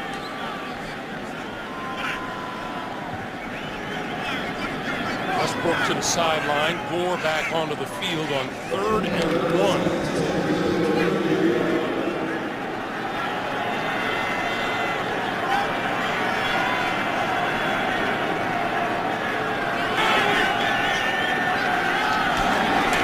Smith going to throw for it. He's got it. Josh Morgan has a first down. Inside the Denver 40-yard line. That's a pretty nifty call. Yes, it is. And again, we talked earlier about Mike Singletary wanting to take advantage of the movement of Troy Smith. And they finally get Josh Morgan involved. But again, a little play action right here. But it's the legs of Troy Smith buying a little time. And a very accurate pass on the run. very, very accurate pass by Troy Smith. Of course, that's the kind of thing he did all the way through his collegiate career at Ohio State, running on the move and throwing on the move. And the 49ers now at the 38 of the Broncos. The pitch to Gore. Looking for running room. Goes back the other way. Smith comes back and delivers a huge block. Well, Troy Smith coming back and throwing a block for his running back.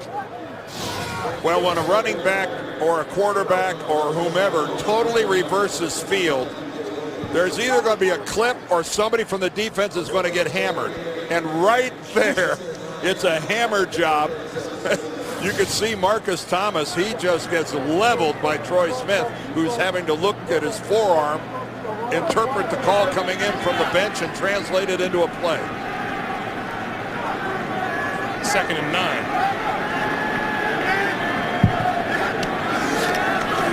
Smith with time, now running out of time, lost the handle, picks it up and dives forward to the 35-yard line. I tell you, this is turning into an adventure for Troy Smith. I can tell you 9 times out of 10, when that ball comes out of your hands, it bounces someplace else other than right back to you. Right there, that doesn't happen very often. That's why that thing is pointed on both ends, because it goes in all different directions. And Troy Smith that time lost the handle and got very fortunate. 3rd and 6. 4:40 to play in the 3rd. With Gore in the backfield, not much time left on the play clock. 2, 1. He got the snap off in time. Under pressure, over the middle, complete. Intended for Delaney Walker. He just barely got the snap off and then barely got the throw away. Brian Dawkins was into the backfield. And Brian Dawkins means so much to this defense of the Denver Broncos. He missed the last couple games with a knee, but here he comes around the right side. He forces Troy Smith to get rid of the football quicker than he wanted to. The play didn't develop. Emotionally, this Denver defense feeds off of number 20, Brian Dawkins. Joe Nedney is trying this one from 52 yards out. Now, we saw him coming up short from 55 in pregame warmups. This one's on its way. This one looks long enough. No.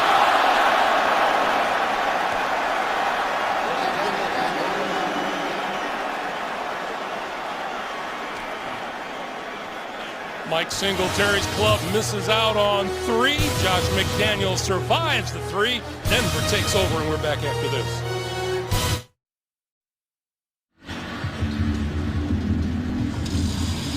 Welcome back to London. City of history, city of beauty, city of rock and roll. Jeff Beck playing before the game today.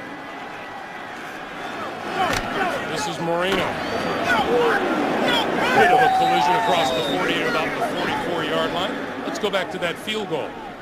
Well, a 52-yarder by Joe Nedney, who, by the way, 37 years old, and man, he had plenty of leg. Look how far up the right upright this thing is when it makes contact and just kicks away.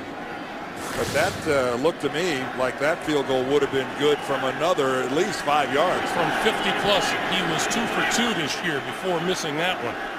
The end result, the Broncos with some good field position. Orton with time, throws, and incomplete. Brandon Lloyd tried to catch that one with the hands and couldn't hold on.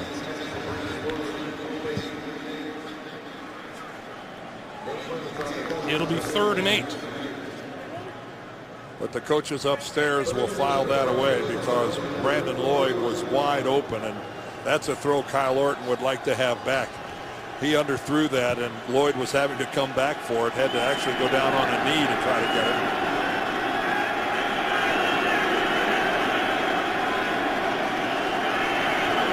Now Orton from the shotgun on 3rd and 8. Here comes the blitz. Incomplete, and Orton hits the deck, courtesy of Manny Lawson. Oh, and Kyle Orton is hurt. Oh, Kyle Orton is really, he is in real pain. A looping stunt up the middle. gets a free rusher, and Manny Lawson puts his helmet right into the chest of Kyle Orton, and boy, does he drive him into the ground, and Orton hits hard.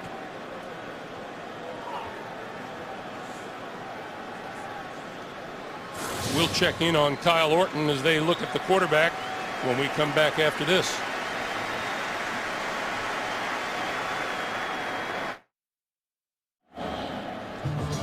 Kyle Orton tended to on the sideline. He walked off the field under his own power. Let's take one more look, Dan. Well, Manny Lawson unblocked, coming right up the middle. You know, he's got his face mask, he's got his head up. He doesn't spear Kyle Orton, but Orton unable to protect himself. And that look pretty much says it all. Meanwhile, Tim Tebow, the backup quarterback today, getting loose. Keep in mind, Tim Tebow is yet to throw a forward pass in the National Football League. They dressed 3 quarterbacks today. Brady Quinn is listed as the 3rd quarterback. Britton Colquitt to kick. Ted Ginn inside his own 15-yard line.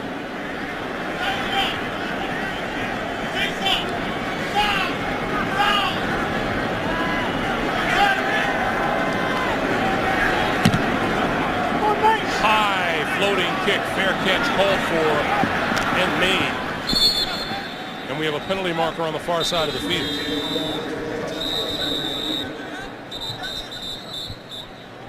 And Scott Green will go over and check this one out for us.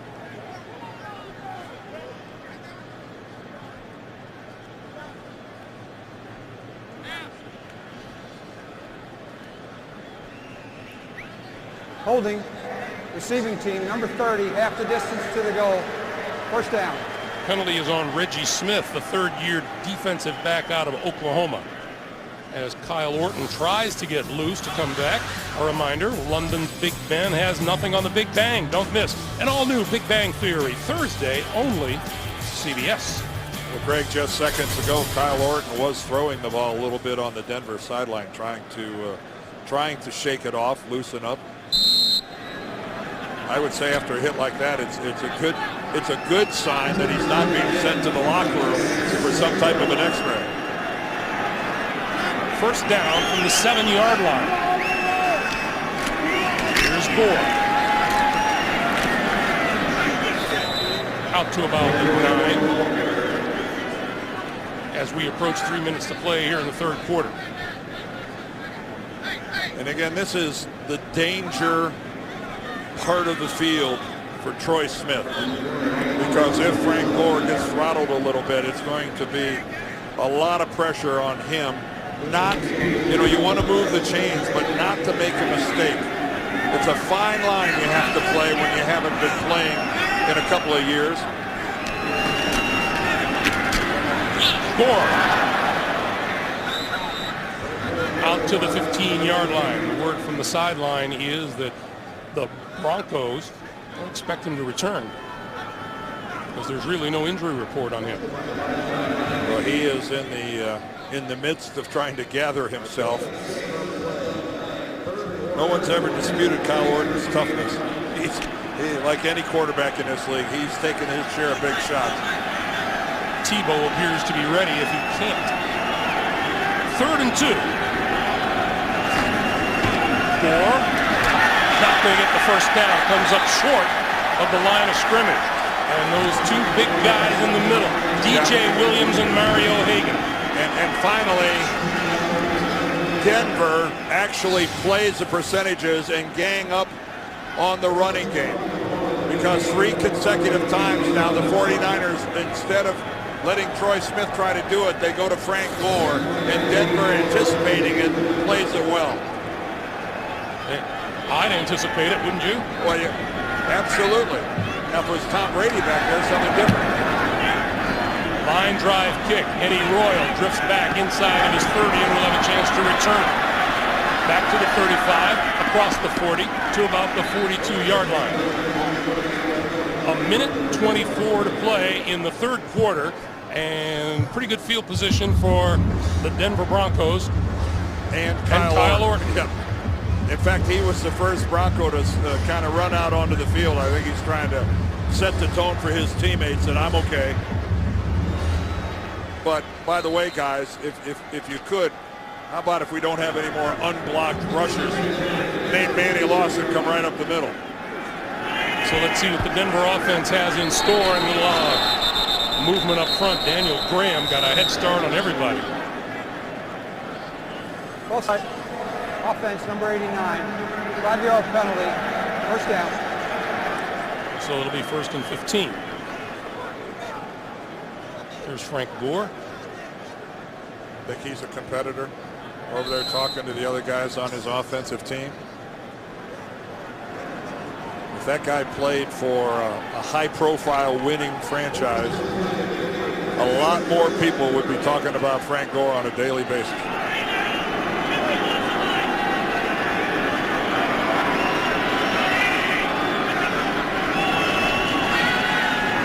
Morton over the middle. Floyd got it.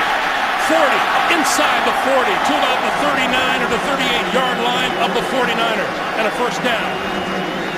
You gotta love Denver, the last team in the league in their ability to run the football, how effectively they use play action. Look at that. You know, they run the fake to Noshawn Moreno, and he's got receivers running open downfield. The linebackers freeze, and there's a good job by Lloyd of sitting right in that hollow, right in that space between the linebackers that got sucked up and the DBs that stayed back. 25-yard reception for Brandon Lloyd. He's got 120 yards receiving on the day. Flea Fickle. Deep, wide open. Gaffney, touchdown. Oh, late flag. Some flag got thrown as Gaffney was already crossing the goal line, back at the line of scrimmage.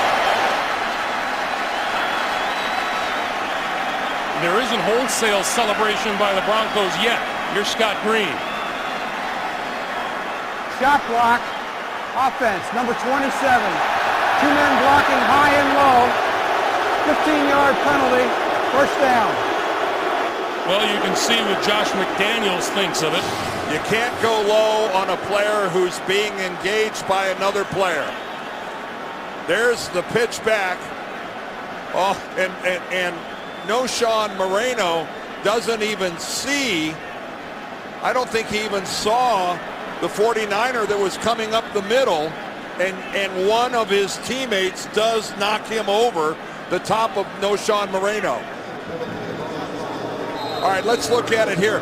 Watch Moreno. He's going to turn around. He doesn't. He's just getting out of the way. You know, you can see where that looks like a chop block. Russ Holstein, the left guard, involved. Screen. Buckwalter. Buckwalter to the 45. That has to be extremely frustrating for Moreno. Technically, that has to go down as a block. It was. I mean, he Sure. upended the guy, and at the same time, he was contacted by the left guard. But he had no idea it was happening. Final seconds of the third quarter winding down. We're at the end of 3 at Wembley Stadium in London. It's 7-3. Denver. We're coming back after this message and a word from your local station. You're watching the NFL on CBS.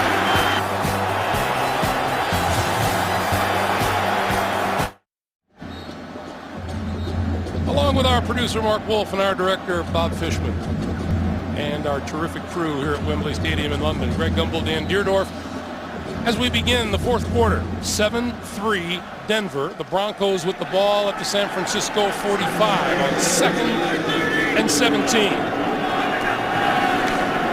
Pass out to the near side. Demarius Thomas. Thomas running room across the 30 to the 25, the 20, and knocked out of bounds at about the 14-yard line.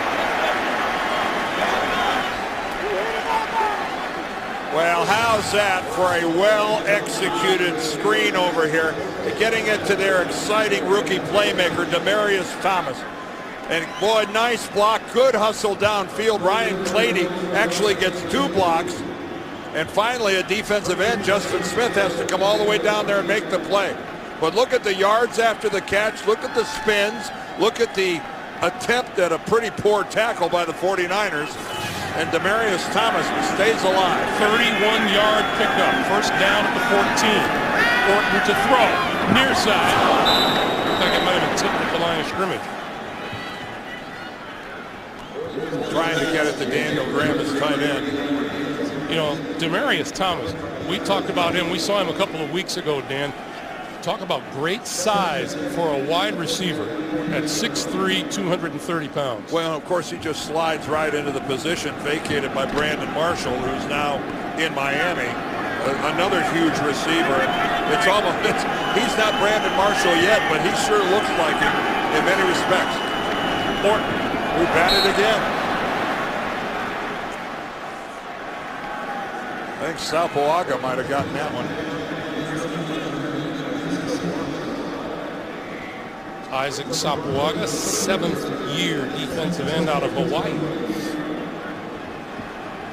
He's a long way from home, isn't he? Yes, he is. Quite frankly, we all are. He's not alone. He's just farther away from home. On 3rd and 10, Orton pump fakes, throws to the end zone, incomplete. Pass intended for Brandon Lloyd.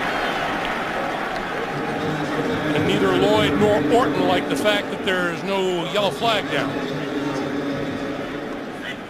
Well, Brandon Lloyd has got that look on his face like, I've been held before, I'll be held again.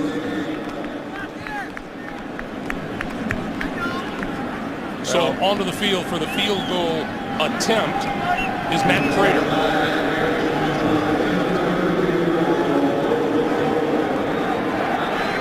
Successful on 29 of 31. This one from 32 yards out, and that one's good.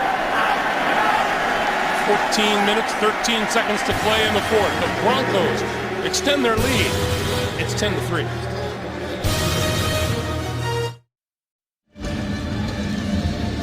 There's a guy who took a look in the mirror and said, yep, I'm good to go for the day. I'll be a Teletubby for Halloween. Halloween it is here as well as back home. 10-3. It's like a Raider game broke out. Ted Ginn in his end zone. And Keenan will take this from his 8. Running roll.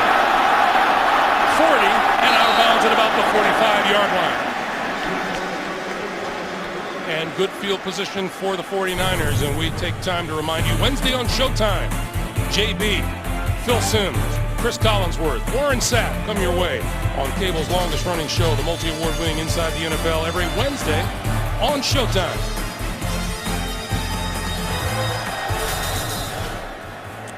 Well, Alex Smith, the starter all season until he had to yield this week because of a dislocated shoulder, now wonders what the other Smith, Troy Smith, can do. 49ers with their best starting position of the day, their own 43-yard line. Smith, play fake. On the move, penalty markers fly, that pass is incomplete. Intended for Gore out of the backfield. Offense, number 46. 10-yard penalty, first down. Penalty is on Delaney Walker, and that starting position just got worse. And again, this is just what Mike Singletary doesn't want to see, and that is obvious passing situations because, you know, they're doing everything they could do to try to protect Troy Smith. Frank Gore in the running game, they've been doing everything they can do, but now at some point in time, you're down a touchdown in the fourth quarter.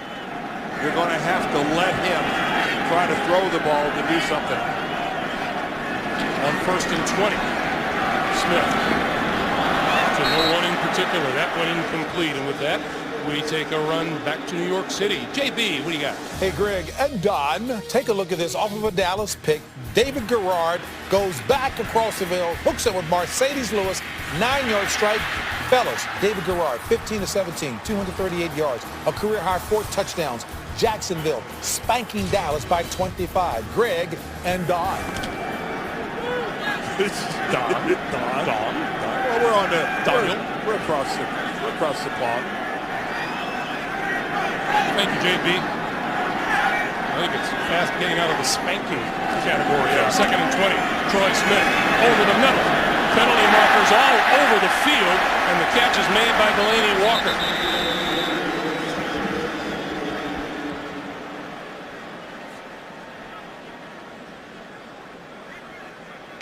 I wonder if the folks here are interpreting those as yellow cards. 12 men, 1 defense. Penalty is declined. First down. You know, even with 12 guys on the field, that was a big pickup. There is a bit of an embarrassment involved there. You're right. When you get an extra defender on the field and you still can't do it. Opposites. Yes, exactly.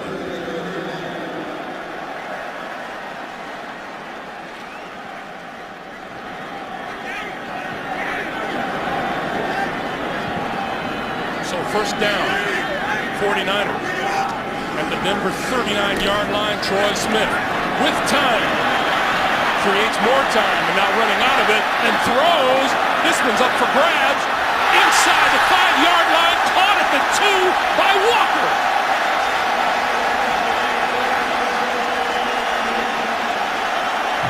I guarantee you, Mike Singletary said, oh no, oh yes. I guarantee you. Well, first of all, Troy Smith buys a lot more time with his legs. He leaves the pocket. He gets away from McBean. Still running, but falling backwards. This thing looked more like a punt. And somehow Brian Dawkins comes up short. Champ Bailey is too deep. And that one drops in between 2 Pro Bowl football players. At the 1-yard line. Smith for Gore. Not this time. May have even lost a little real estate. What are the odds of chucking a ball up into the air like Troy Smith just did, and your 2 defenders involved are Brian Dawkins and Champ Bailey? If you're Denver, they're the 2 guys you'd want back there. You'd say do that every single time, and I'll take my chances. Well, it worked out for the 49ers. Second and goal. Smith on the run. Gonna go for it. Touchdown.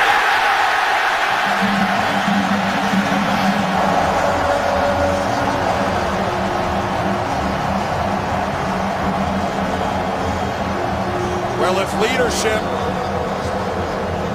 is what leads to results, right now Mike Singletary, at least at the conclusion of this drive, has got to be pretty happy. He wanted movement. He wanted the ability to extend plays from the quarterback position. At least on a couple plays here, Troy Smith gave him that. Been a long time between rushing touchdowns for the 49ers. Nedney, the extra point to tie is good. 11:51 to play in the 4th. Troy Smith makes his mark. From a yard out, we're tied at 10 in London.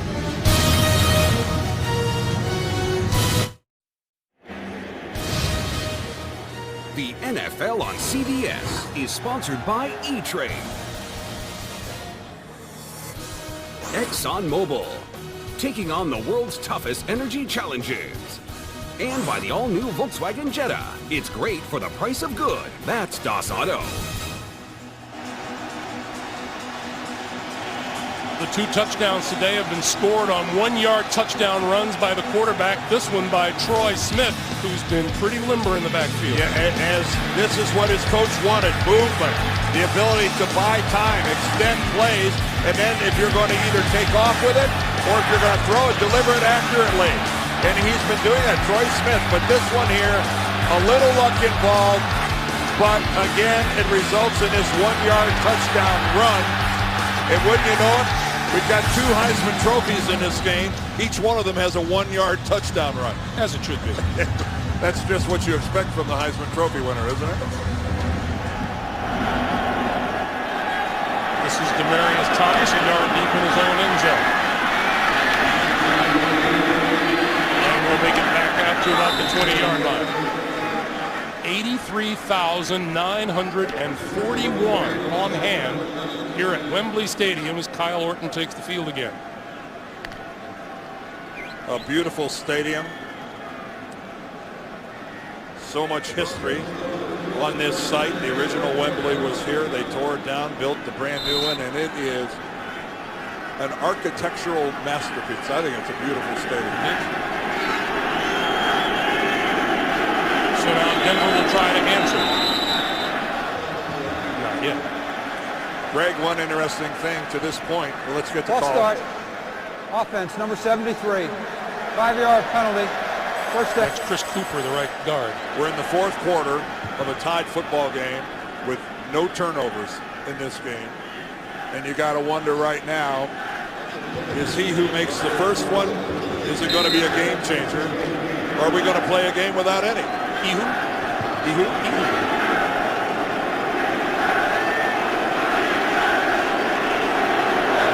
pass, far side, Eddie Royal. Royal, 20, 25, out to him at the 26-yard line. Patrick Willis, who has been in on a bunch of tackles today. Eddie Royal, who's had a groin problem. There was a question this week as to how much, or if even, he was going to be able to play. Certainly hasn't been a big factor in this game. I think it's pretty obvious that Eddie Royal is not 100%, but he's trying. He's giving it a go.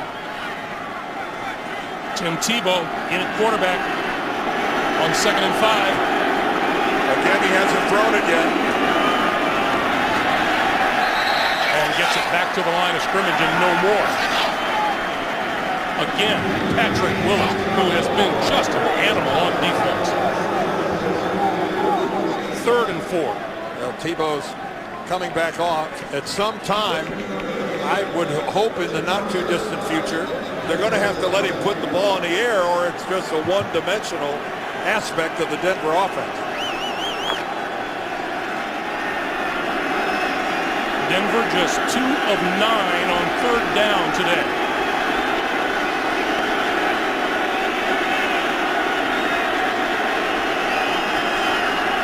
Horton to the outside. That's going to come up short. Moreno hit by guess who?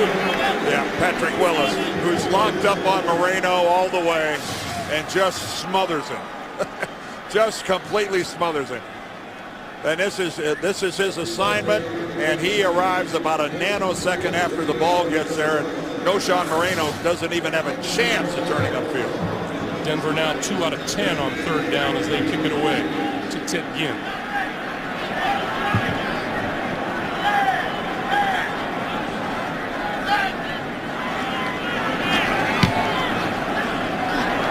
Not a great kick. And it takes a 49er bounce. Back across midfield.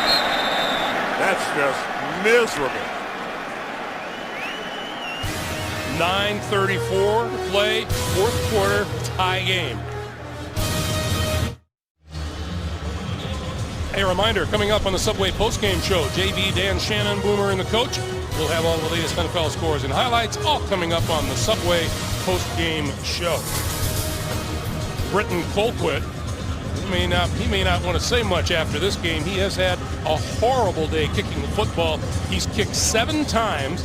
His average is less than 34 yards, includes a 20-yarder, and then this last one for 21 yards. That is not the way to get a ride home with your teammates. No, it's not. And at this time, at this critical juncture of the game, has really given the 49ers outstanding field position in Denver territory. Troy Smith and the offense start at the Denver 48.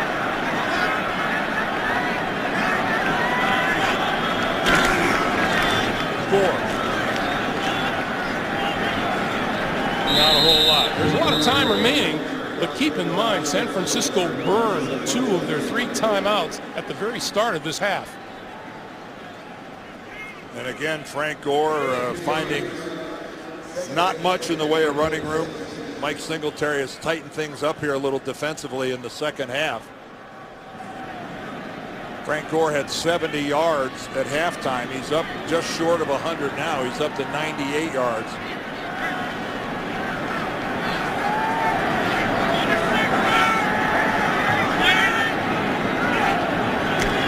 Smith will throw it. That one is on the money inside the 35 to Michael Crabtree and a 49er first down. But Champ Bailey, he's arguing with the official that Crabtree shoves off. Well, he extended his arm a little bit, but I wouldn't say that he really shoved Champ Bailey away. Champ gave him all sorts of room. Crabtree took advantage of it, and a pretty darn good throw from Troy Smith. Nice velocity on that pass.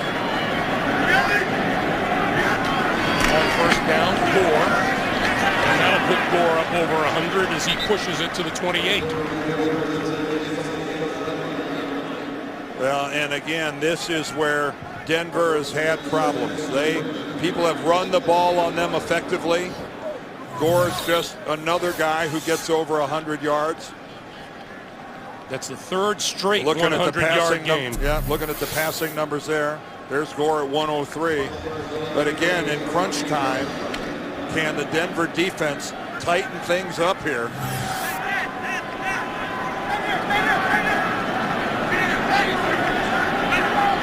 Second and 5.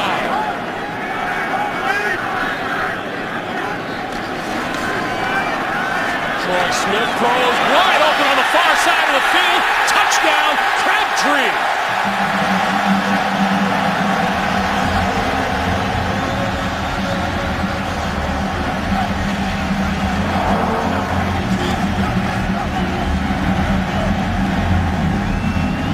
Andre Goodman is the corner to that side, and he loses track of Michael Crabtree. There's no play action. I'm not sure what Goodman thought was going on. I don't know if he thought he had safety help over the top, but take a look right here. Andre Goodman, for some reason, looks into the backfield and disregards Michael Crabtree. That not very good technique on the part of Goodman. Nedney's kick is good. Crabtree, his third touchdown of the season. The touchdown pass from Troy Smith, and the 49ers grab the 17-10 lead. The NFL on CBS is sponsored by Corona, who invites you to find your beach. And by FedEx. We understand you need a winning game plan. FedEx.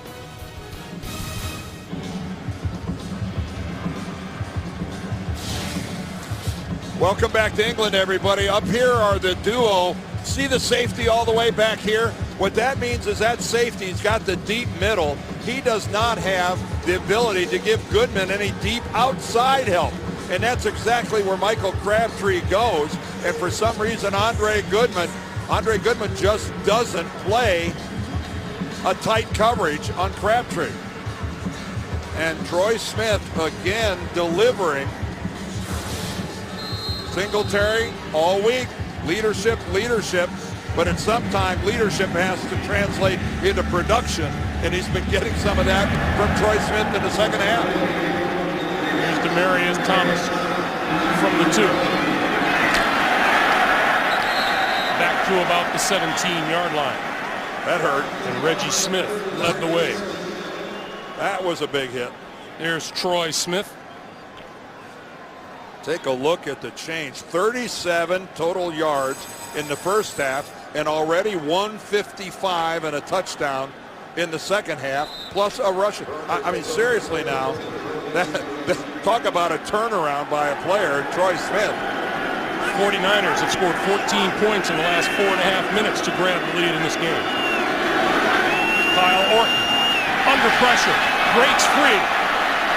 Lost the football, covered by the 49ers. Takeo Spikes has it, and they have it in prime position inside the 20. We talked earlier, this is what the 49ers want to do, make Orton leave the pocket. He is not a skilled runner, and he doesn't sense the pressure from behind. And the tomahawk by Manny Lawson, right there, knocking the ball loose, right to Spikes. Manny Lawson has been active today. Remember, it was Lawson that hit Orton so hard. But this is an intentional strip. Bang, right there on the football. And Orton has to realize that he's not outrunning anybody. There is going to be a pursuer from behind that will catch you.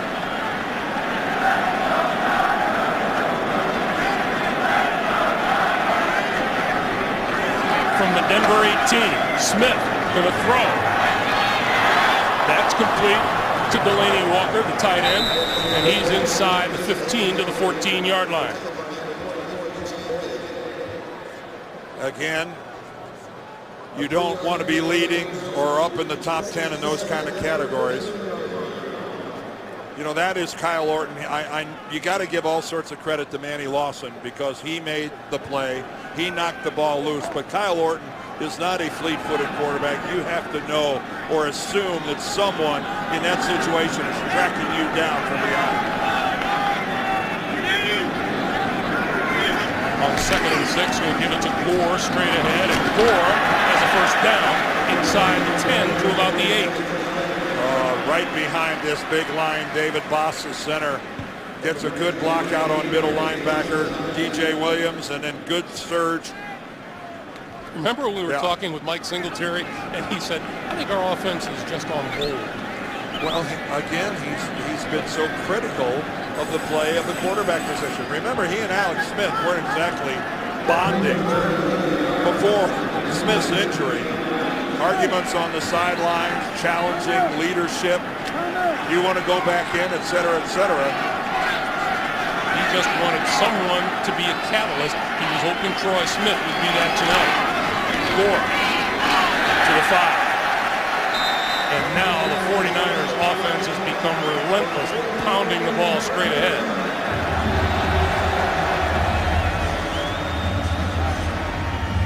Well, if you want to hammer the ball in this situation, it helps to have a hammer. And the 49ers have that in Frank Gore. 130 yards rushing on the day.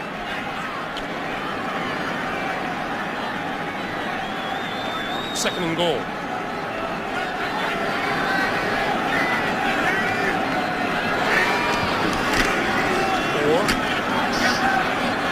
A couple more. And the clock continues to move, coming up on 4:45 to play in regulation.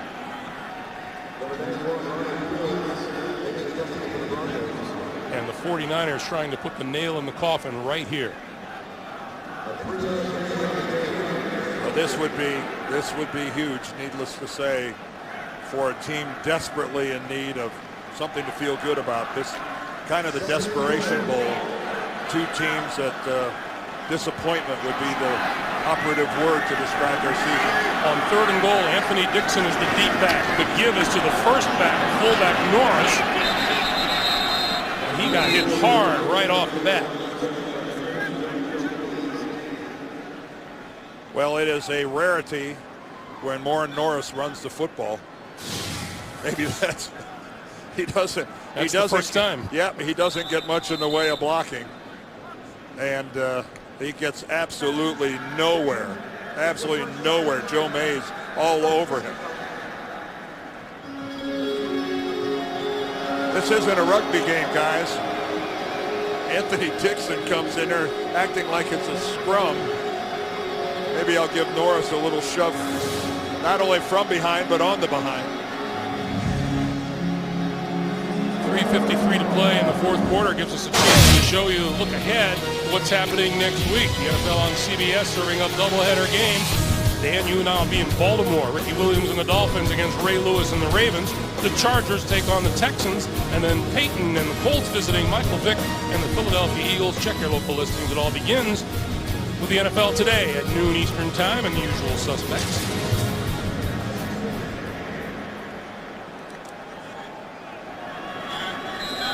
Line of scrimmage is the 4-yard line, or just inside the 4. 3rd and goal. Gore back into the lineup. Gore straight ahead. Gore to the end zone.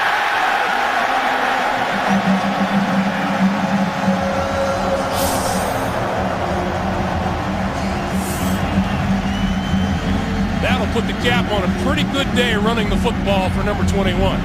Well, leg drive, surge, call it what you will. Frank Gore initially stopped, ran into what looked like the immovable object, but he just kept those legs digging and churning, and he ends up in the end zone. Gets a pat on the helmet from his head coach. Nedney for the extra point. And with 3:47 to play here in the fourth quarter, the 49ers have grabbed a commanding 24-10 lead. Again, let's watch Frank Gore from above. See, he follows his fullback in there, but right there, not much going. Boy, he just keeps those legs moving, and there's a void to his left. You know, Denver does a good job right at the point of attack, but then back to the weak side. There's nobody there to close off and seal that gap. And Frank Gore just keeps him digging and goes right on in. Again, right there, he stopped, but then look, there's nobody coming in from the other side. There's nobody coming in from that side of the Denver defense to seal it, to finish it. And football is all about finishing, and in this situation, number 21 did the finishing. The 49ers have put 21 points on the board in 8.5 minutes. Both these teams have a bye upcoming next week, and then after that, Denver's got to go back to work within their own division going up against Kansas City, while San Francisco has St. Louis in its near future. Yeah, you know, San Francisco gets St. Louis and Tampa Bay, then a game at Arizona. So it's a chance for them to make a little noise. Demaryius Thomas from the 3. Dragged down at about the 22 or the 23-yard line. Anthony Dixon, number 24, with the special teams tackle. Well, we saw in the last Denver possession that it was a turnover by Kyle Orton after being flushed from the pocket. And if there has been a theme here all day, while we've seen, you know, Orton be very efficient, 20 of 28, he has been under duress and under pressure a lot today. His pocket has collapsed on a number of occasions.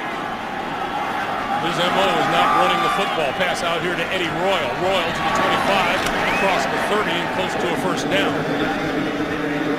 Talking with Eddie Royal, he's coming off of that groin injury.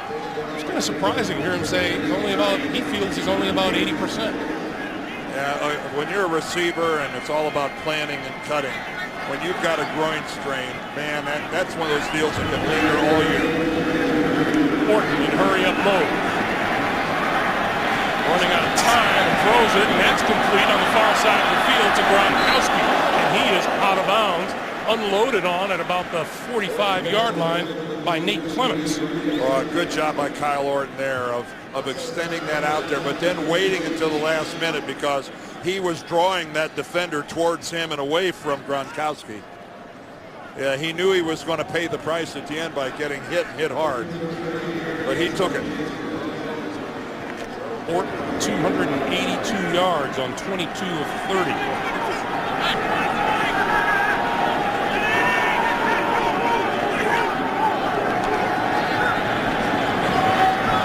That one is underthrown at the 40-yard line. Brandon Lloyd, the intended receiver, 3:02 on the clock. That ball was severely underthrown. That one hopped a good 5 yards behind Lloyd.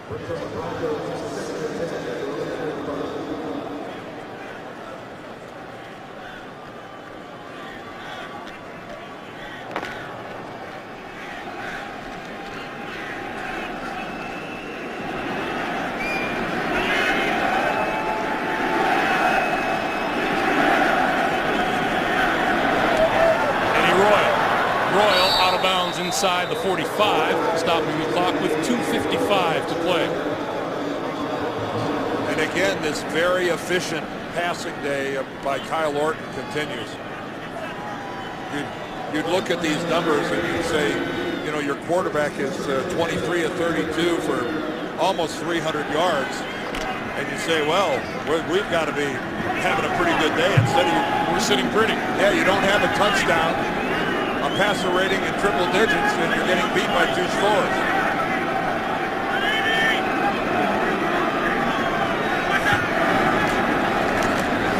Orton pump fake going down the far sideline. It is caught. Is it ruled in or out? It is ruled inbound to Brandon Lloyd. can a quarterback make a better throw than Kyle Orton did right there? Going up the sideline, you got to get it in there in front of the safety. There's just a little window, and check it out.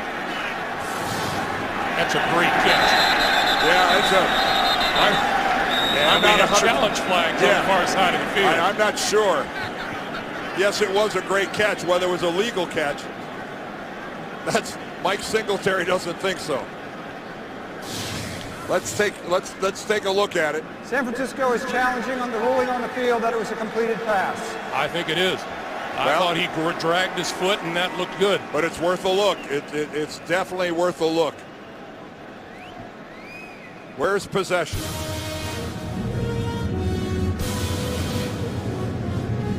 Just keep in mind, while this is being reviewed, it was called a completed catch on the field.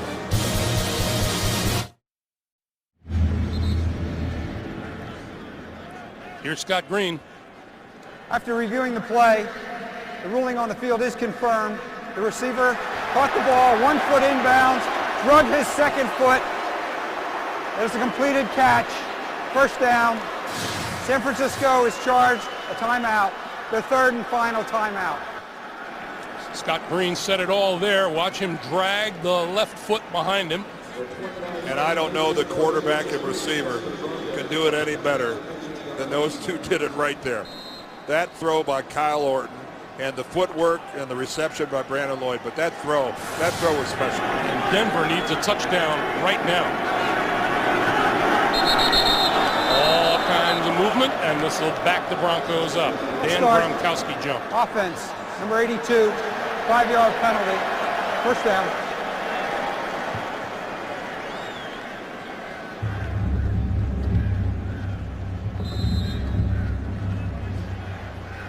So that backs the Broncos up to the 20. First and 15.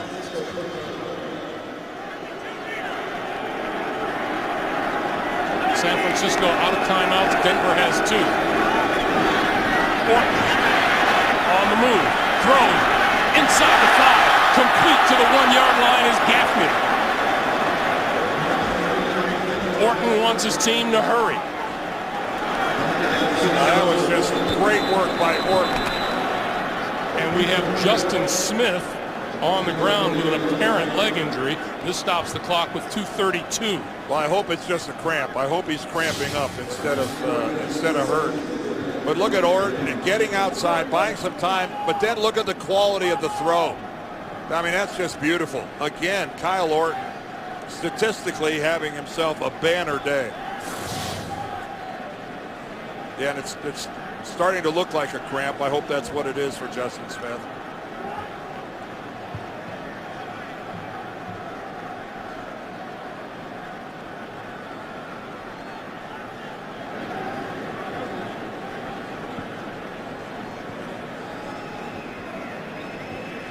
Well, when we do resume, Denver will have the ball at the 1.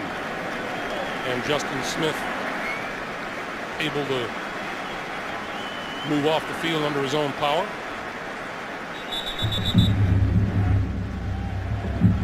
Ray McDonald replaces him, number 91. First and goal, Bronco. No Sean Moreno in the backfield. Under 2.5 to play now.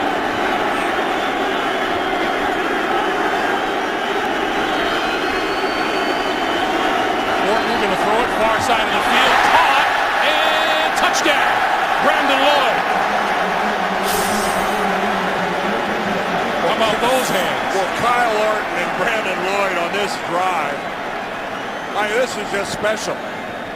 These are highlight film work between a quarterback and a receiver. Look at Brandon Lloyd spinning back around and snatching that football out of the air.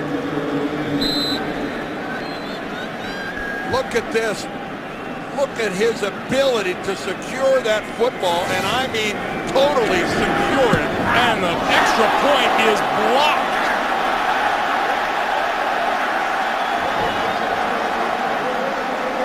How big is that? Looked like it was Ray McDonald who had just come into the game to replace Justin Smith.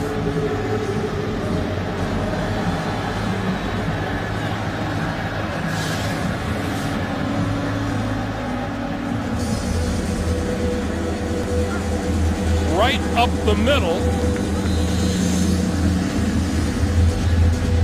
Actually, it looked Didn't like look like it was over to the side. Does he he just get blocked totally- at all, or does he just miss it? oh, that I one. don't think it was touched, was it?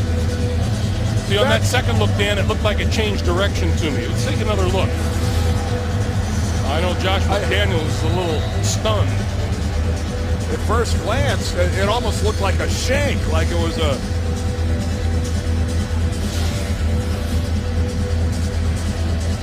Let's see if it changes direction. You know? Maybe he shanked it. I don't see where anybody hit that ball. I don't... Let's take one more look at it from this angle.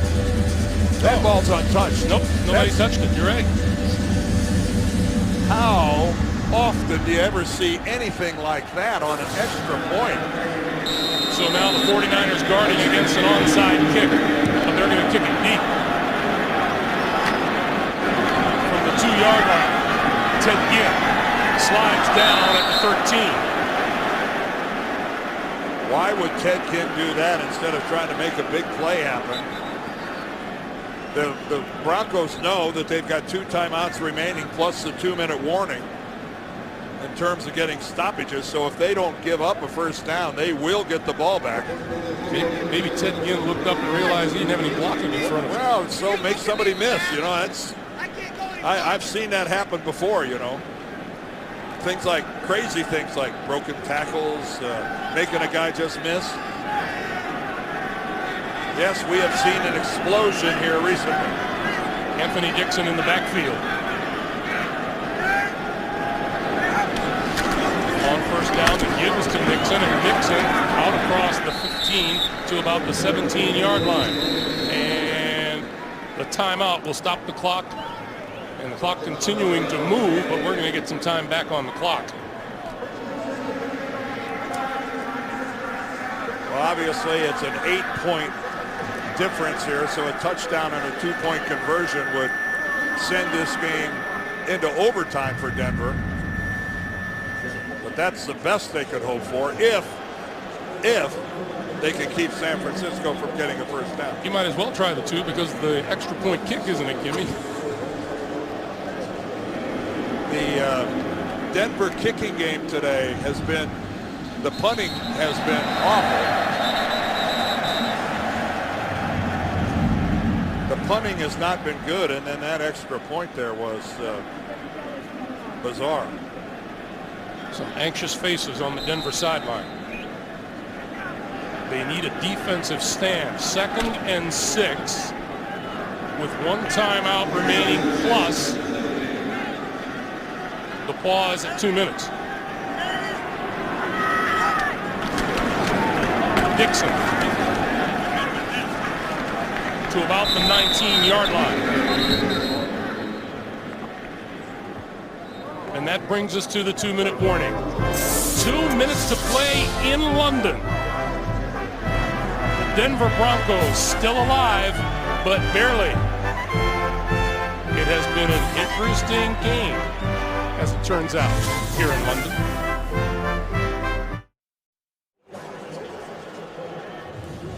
Wembley Stadium on a beautiful evening this last day of October.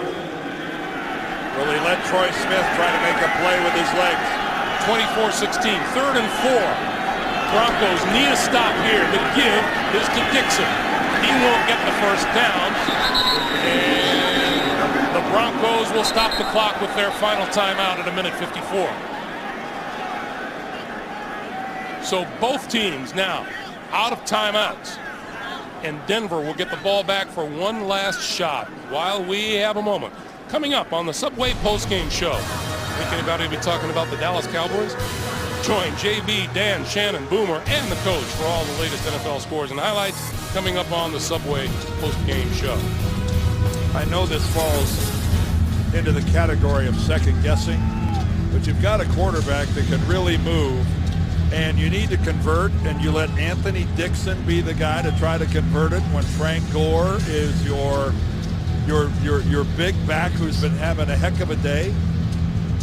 Nothing against Anthony Dixon, but he's a rookie who's got a 2-yard per carry average, and you need to convert a 3rd and 4. That's a curious call by the 49ers. There is Eddie Royal. He stands back at his 30-yard line.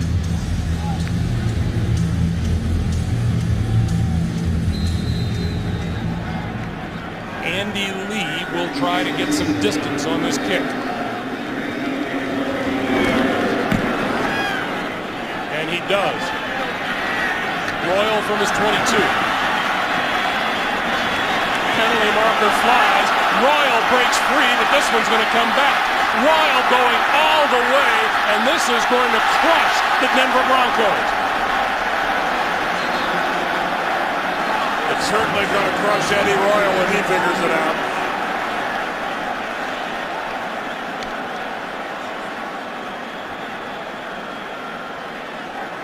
Illegal block in the back.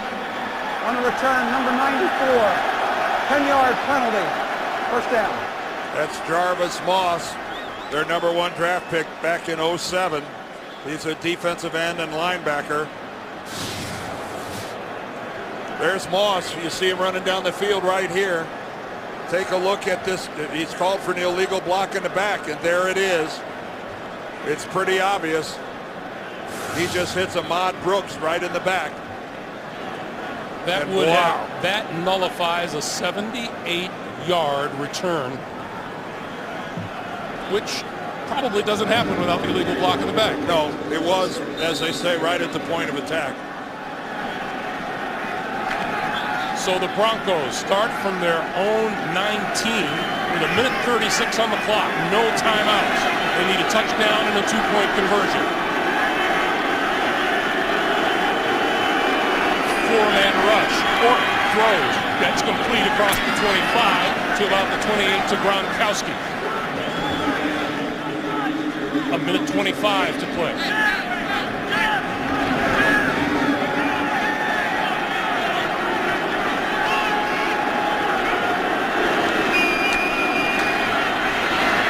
Orton crushed from behind. Penalty marker down. And Orton is pretty sure this one's going to go against Personal the 49ers. foul. Roughing the passer, number 94. Gone to the head. 15 yards. First down. Well, that call goes against Justin Smith.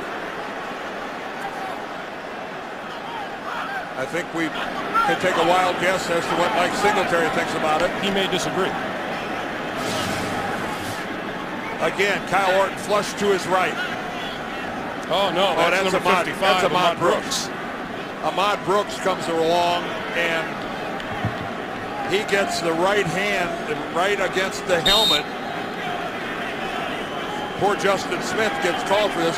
Let's see, does he sweep that right arm? In the estimation of Scott Green, he hit him in the head and then again pulled his head down into his chest as they were going to the ground. First down at the 36, down the sideline. That pass is incomplete and almost intercepted by number 31, William James. Well, and the reason he didn't intercept it was a heck of a play by Brandon Lloyd, because Brandon Lloyd becomes the defender here. James has great position. He's to the inside. And actually, at the last second, Brandon Lloyd became the defender and swiped the ball away. 64 seconds to play. Brandon Lloyd is a football player. And the guy is a player.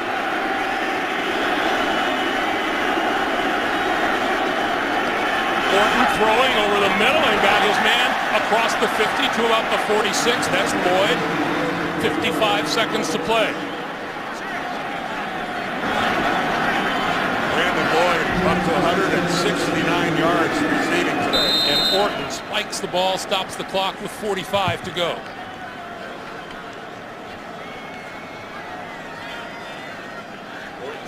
Orton and Lloyd are putting on a show for the folks here in London. Brandon Lloyd, 7 receptions, 169 yards, a touchdown. And a game that Mike Singletary thought was pretty comfortable a little bit ago, all of a sudden is tightening. That 169 yards tied is a career high for Brandon Lloyd. But again, look at that average, 24 yards of reception. Big blitz, the pass, sideline. That one's intercepted at the 25-yard line. Shante Spencer, his third interception of the season, and that will lock this one up for San Francisco.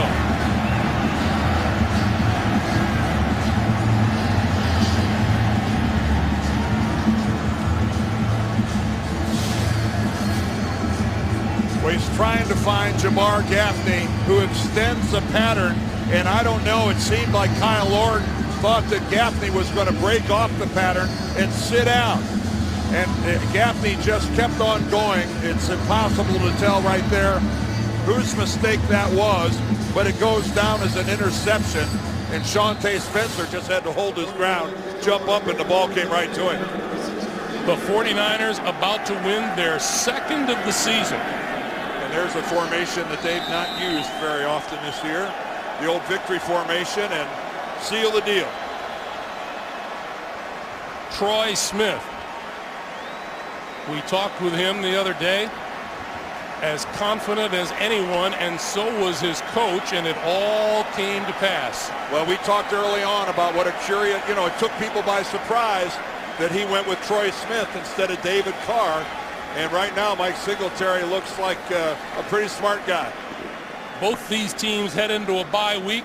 It's going to be a better week for the 49ers as they win it by a score of 24-16. That's our final. For Dan Deerdorf, Greg Gumbel, so long from London. We'll send you to JB in New York for the Subway post-game show after this.